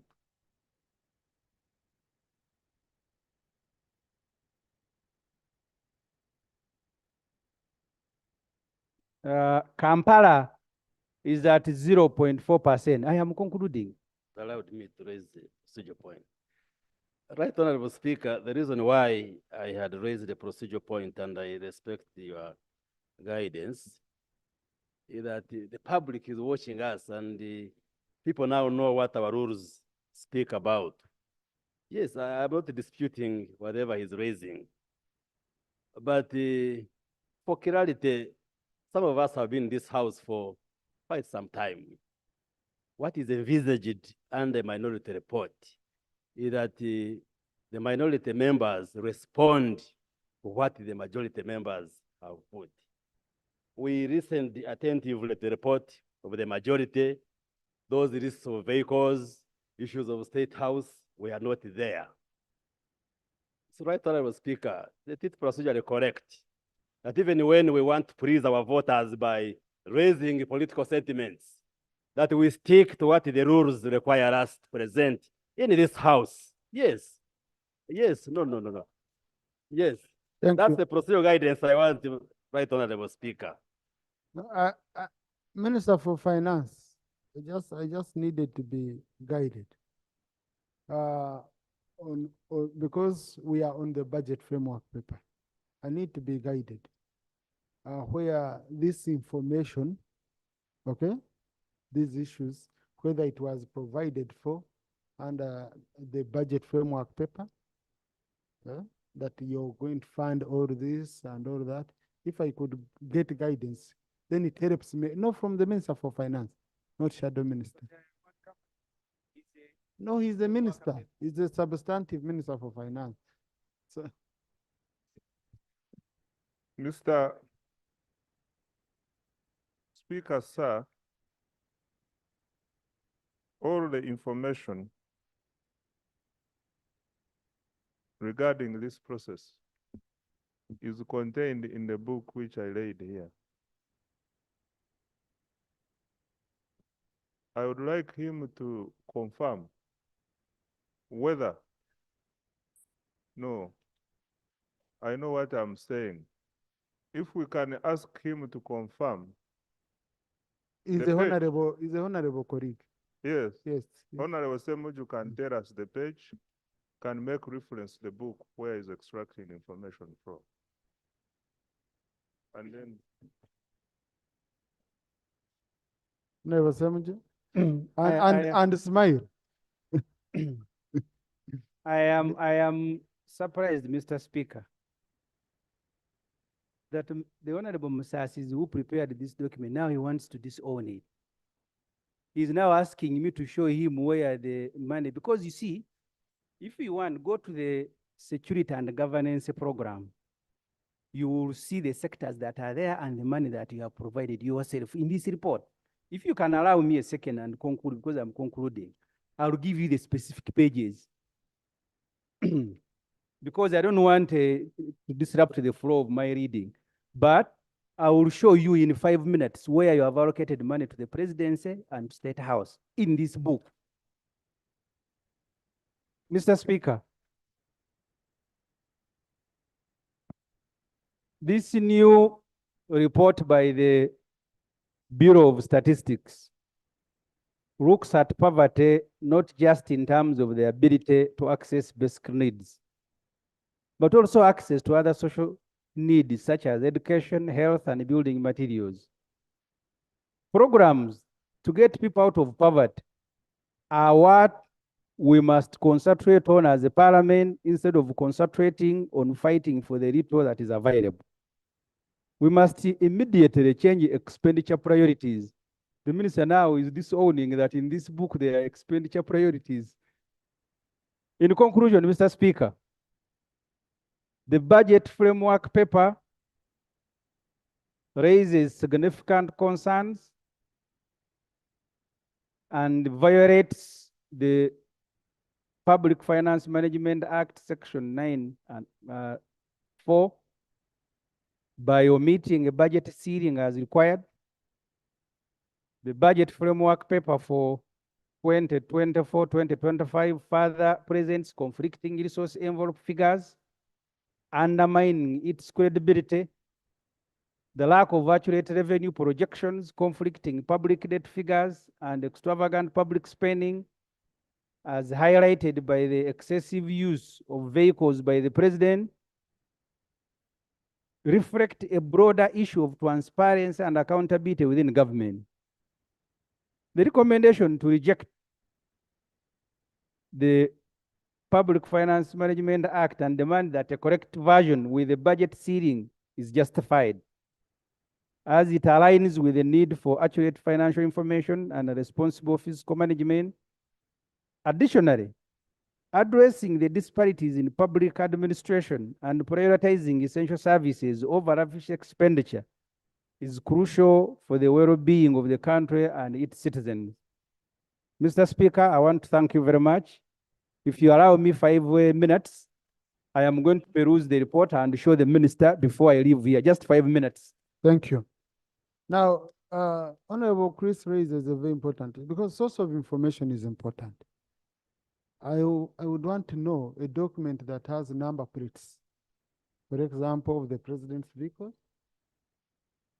Number 2, I'm seeing like on the list of presidential advisors, we have Betty Bigombe, who is an ambassador. I don't know whether she's still earning as a presidential advisor. Nagenda John, he died. I don't know whether he is still earning as a presidential advisor. Nsababera Judith, she's our ambassador in Guangzhou. I don't know whether she's still earning. Makaru Yowas died a long time ago from Shema. So this is the worry in terms of source of information. So, Honorable, it will be good to clarify source of information and whether it's current. Mr. Speaker. Yeah. This information is contained in the policy statement of the presidency. Okay. Maybe the one thing I need to help colleagues to understand, the budget framework paper looks at financial year, last financial year, this financial year, and 3 financial years. If you restrict yourself to what you think is in this financial year, you are making a very big mistake. That's why looking at it, you need to go back. These lists, Mr. Speaker, I could never have edited them. I know that Nagenda died, but that's how they appear. So there's no way I will go and edit them. And under NRM, we have had soldiers who are dead who earn a salary. So we have generals of the military who are dead, but they are still by law members of the UPDF Historical High Command. So here, these things under NRM happen, and I cannot edit them. But if I am given time, even Tuesday, I will come here with specific pages where this information appears and encourage colleagues to read policy statements when they are brought here. Say that you don't look at this information as if it has come from Mars. Thank you. Thank you, Honorable Semuju. Yes, colleagues, we shall be having a debate in the budget framework paper on Tuesday. So government side, you have time to prepare a response. Okay? And clarify where someone has given wrong information, where, you know, you will have chance, we shall give you chance on Tuesday to clarify on these issues. But also what I like about our laws is that they require disclosure, full disclosure. So Parliament, you passed a very good law in terms of disclosure. So we shall have a debate on this matter on Tuesday. And Honorable Semuju has made it very clear. The budget framework paper is looking at many financial years. And now I don't know if he's saying we throw it out, how we shall throw it out. When it's even looking at other financial years. So now he has made our work very easy. That it's a document which we are stuck with. Because there are financial years which even the financial year we are in is part of this budget framework paper. So how are we going to throw it out? But we can improve. And I want us to have a well-structured debate. Honorable colleagues, on Tuesday, I don't want to limit you in terms of time. But it will be a debate that will be informed by research, good reading and thinking, not quarrels, not constituency issues, but a national picture. Number 2, we have said, give money, give money, give money, give money. I'd be interested in knowing where this money can come from. If we can also look at it, because I don't want us to choose finance next time to say, no, but we told you to give this one money when we approved the budget framework paper, and you never gave it. So we should also look at sources of financing this budget as we have proposed to look for money everywhere we are going. Right on, Prime Minister, you said you had an update for us on the issue of Njeru Farm.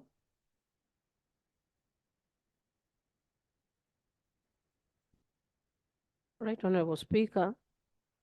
The update I have regarding the issue of Honorable Otafire and the government farm is that the manager was released immediately. She's out on police bond, and she is right now in charge of the farm because people had fears that these animals feed every day. So who is taking care of them? Because you had given us the 2 weeks. So that is the update I wanted to give to Parliament. The lady is in charge of the farm and they are taking care of the animals. I thank you. House adjourned to Tuesday at 2 p.m.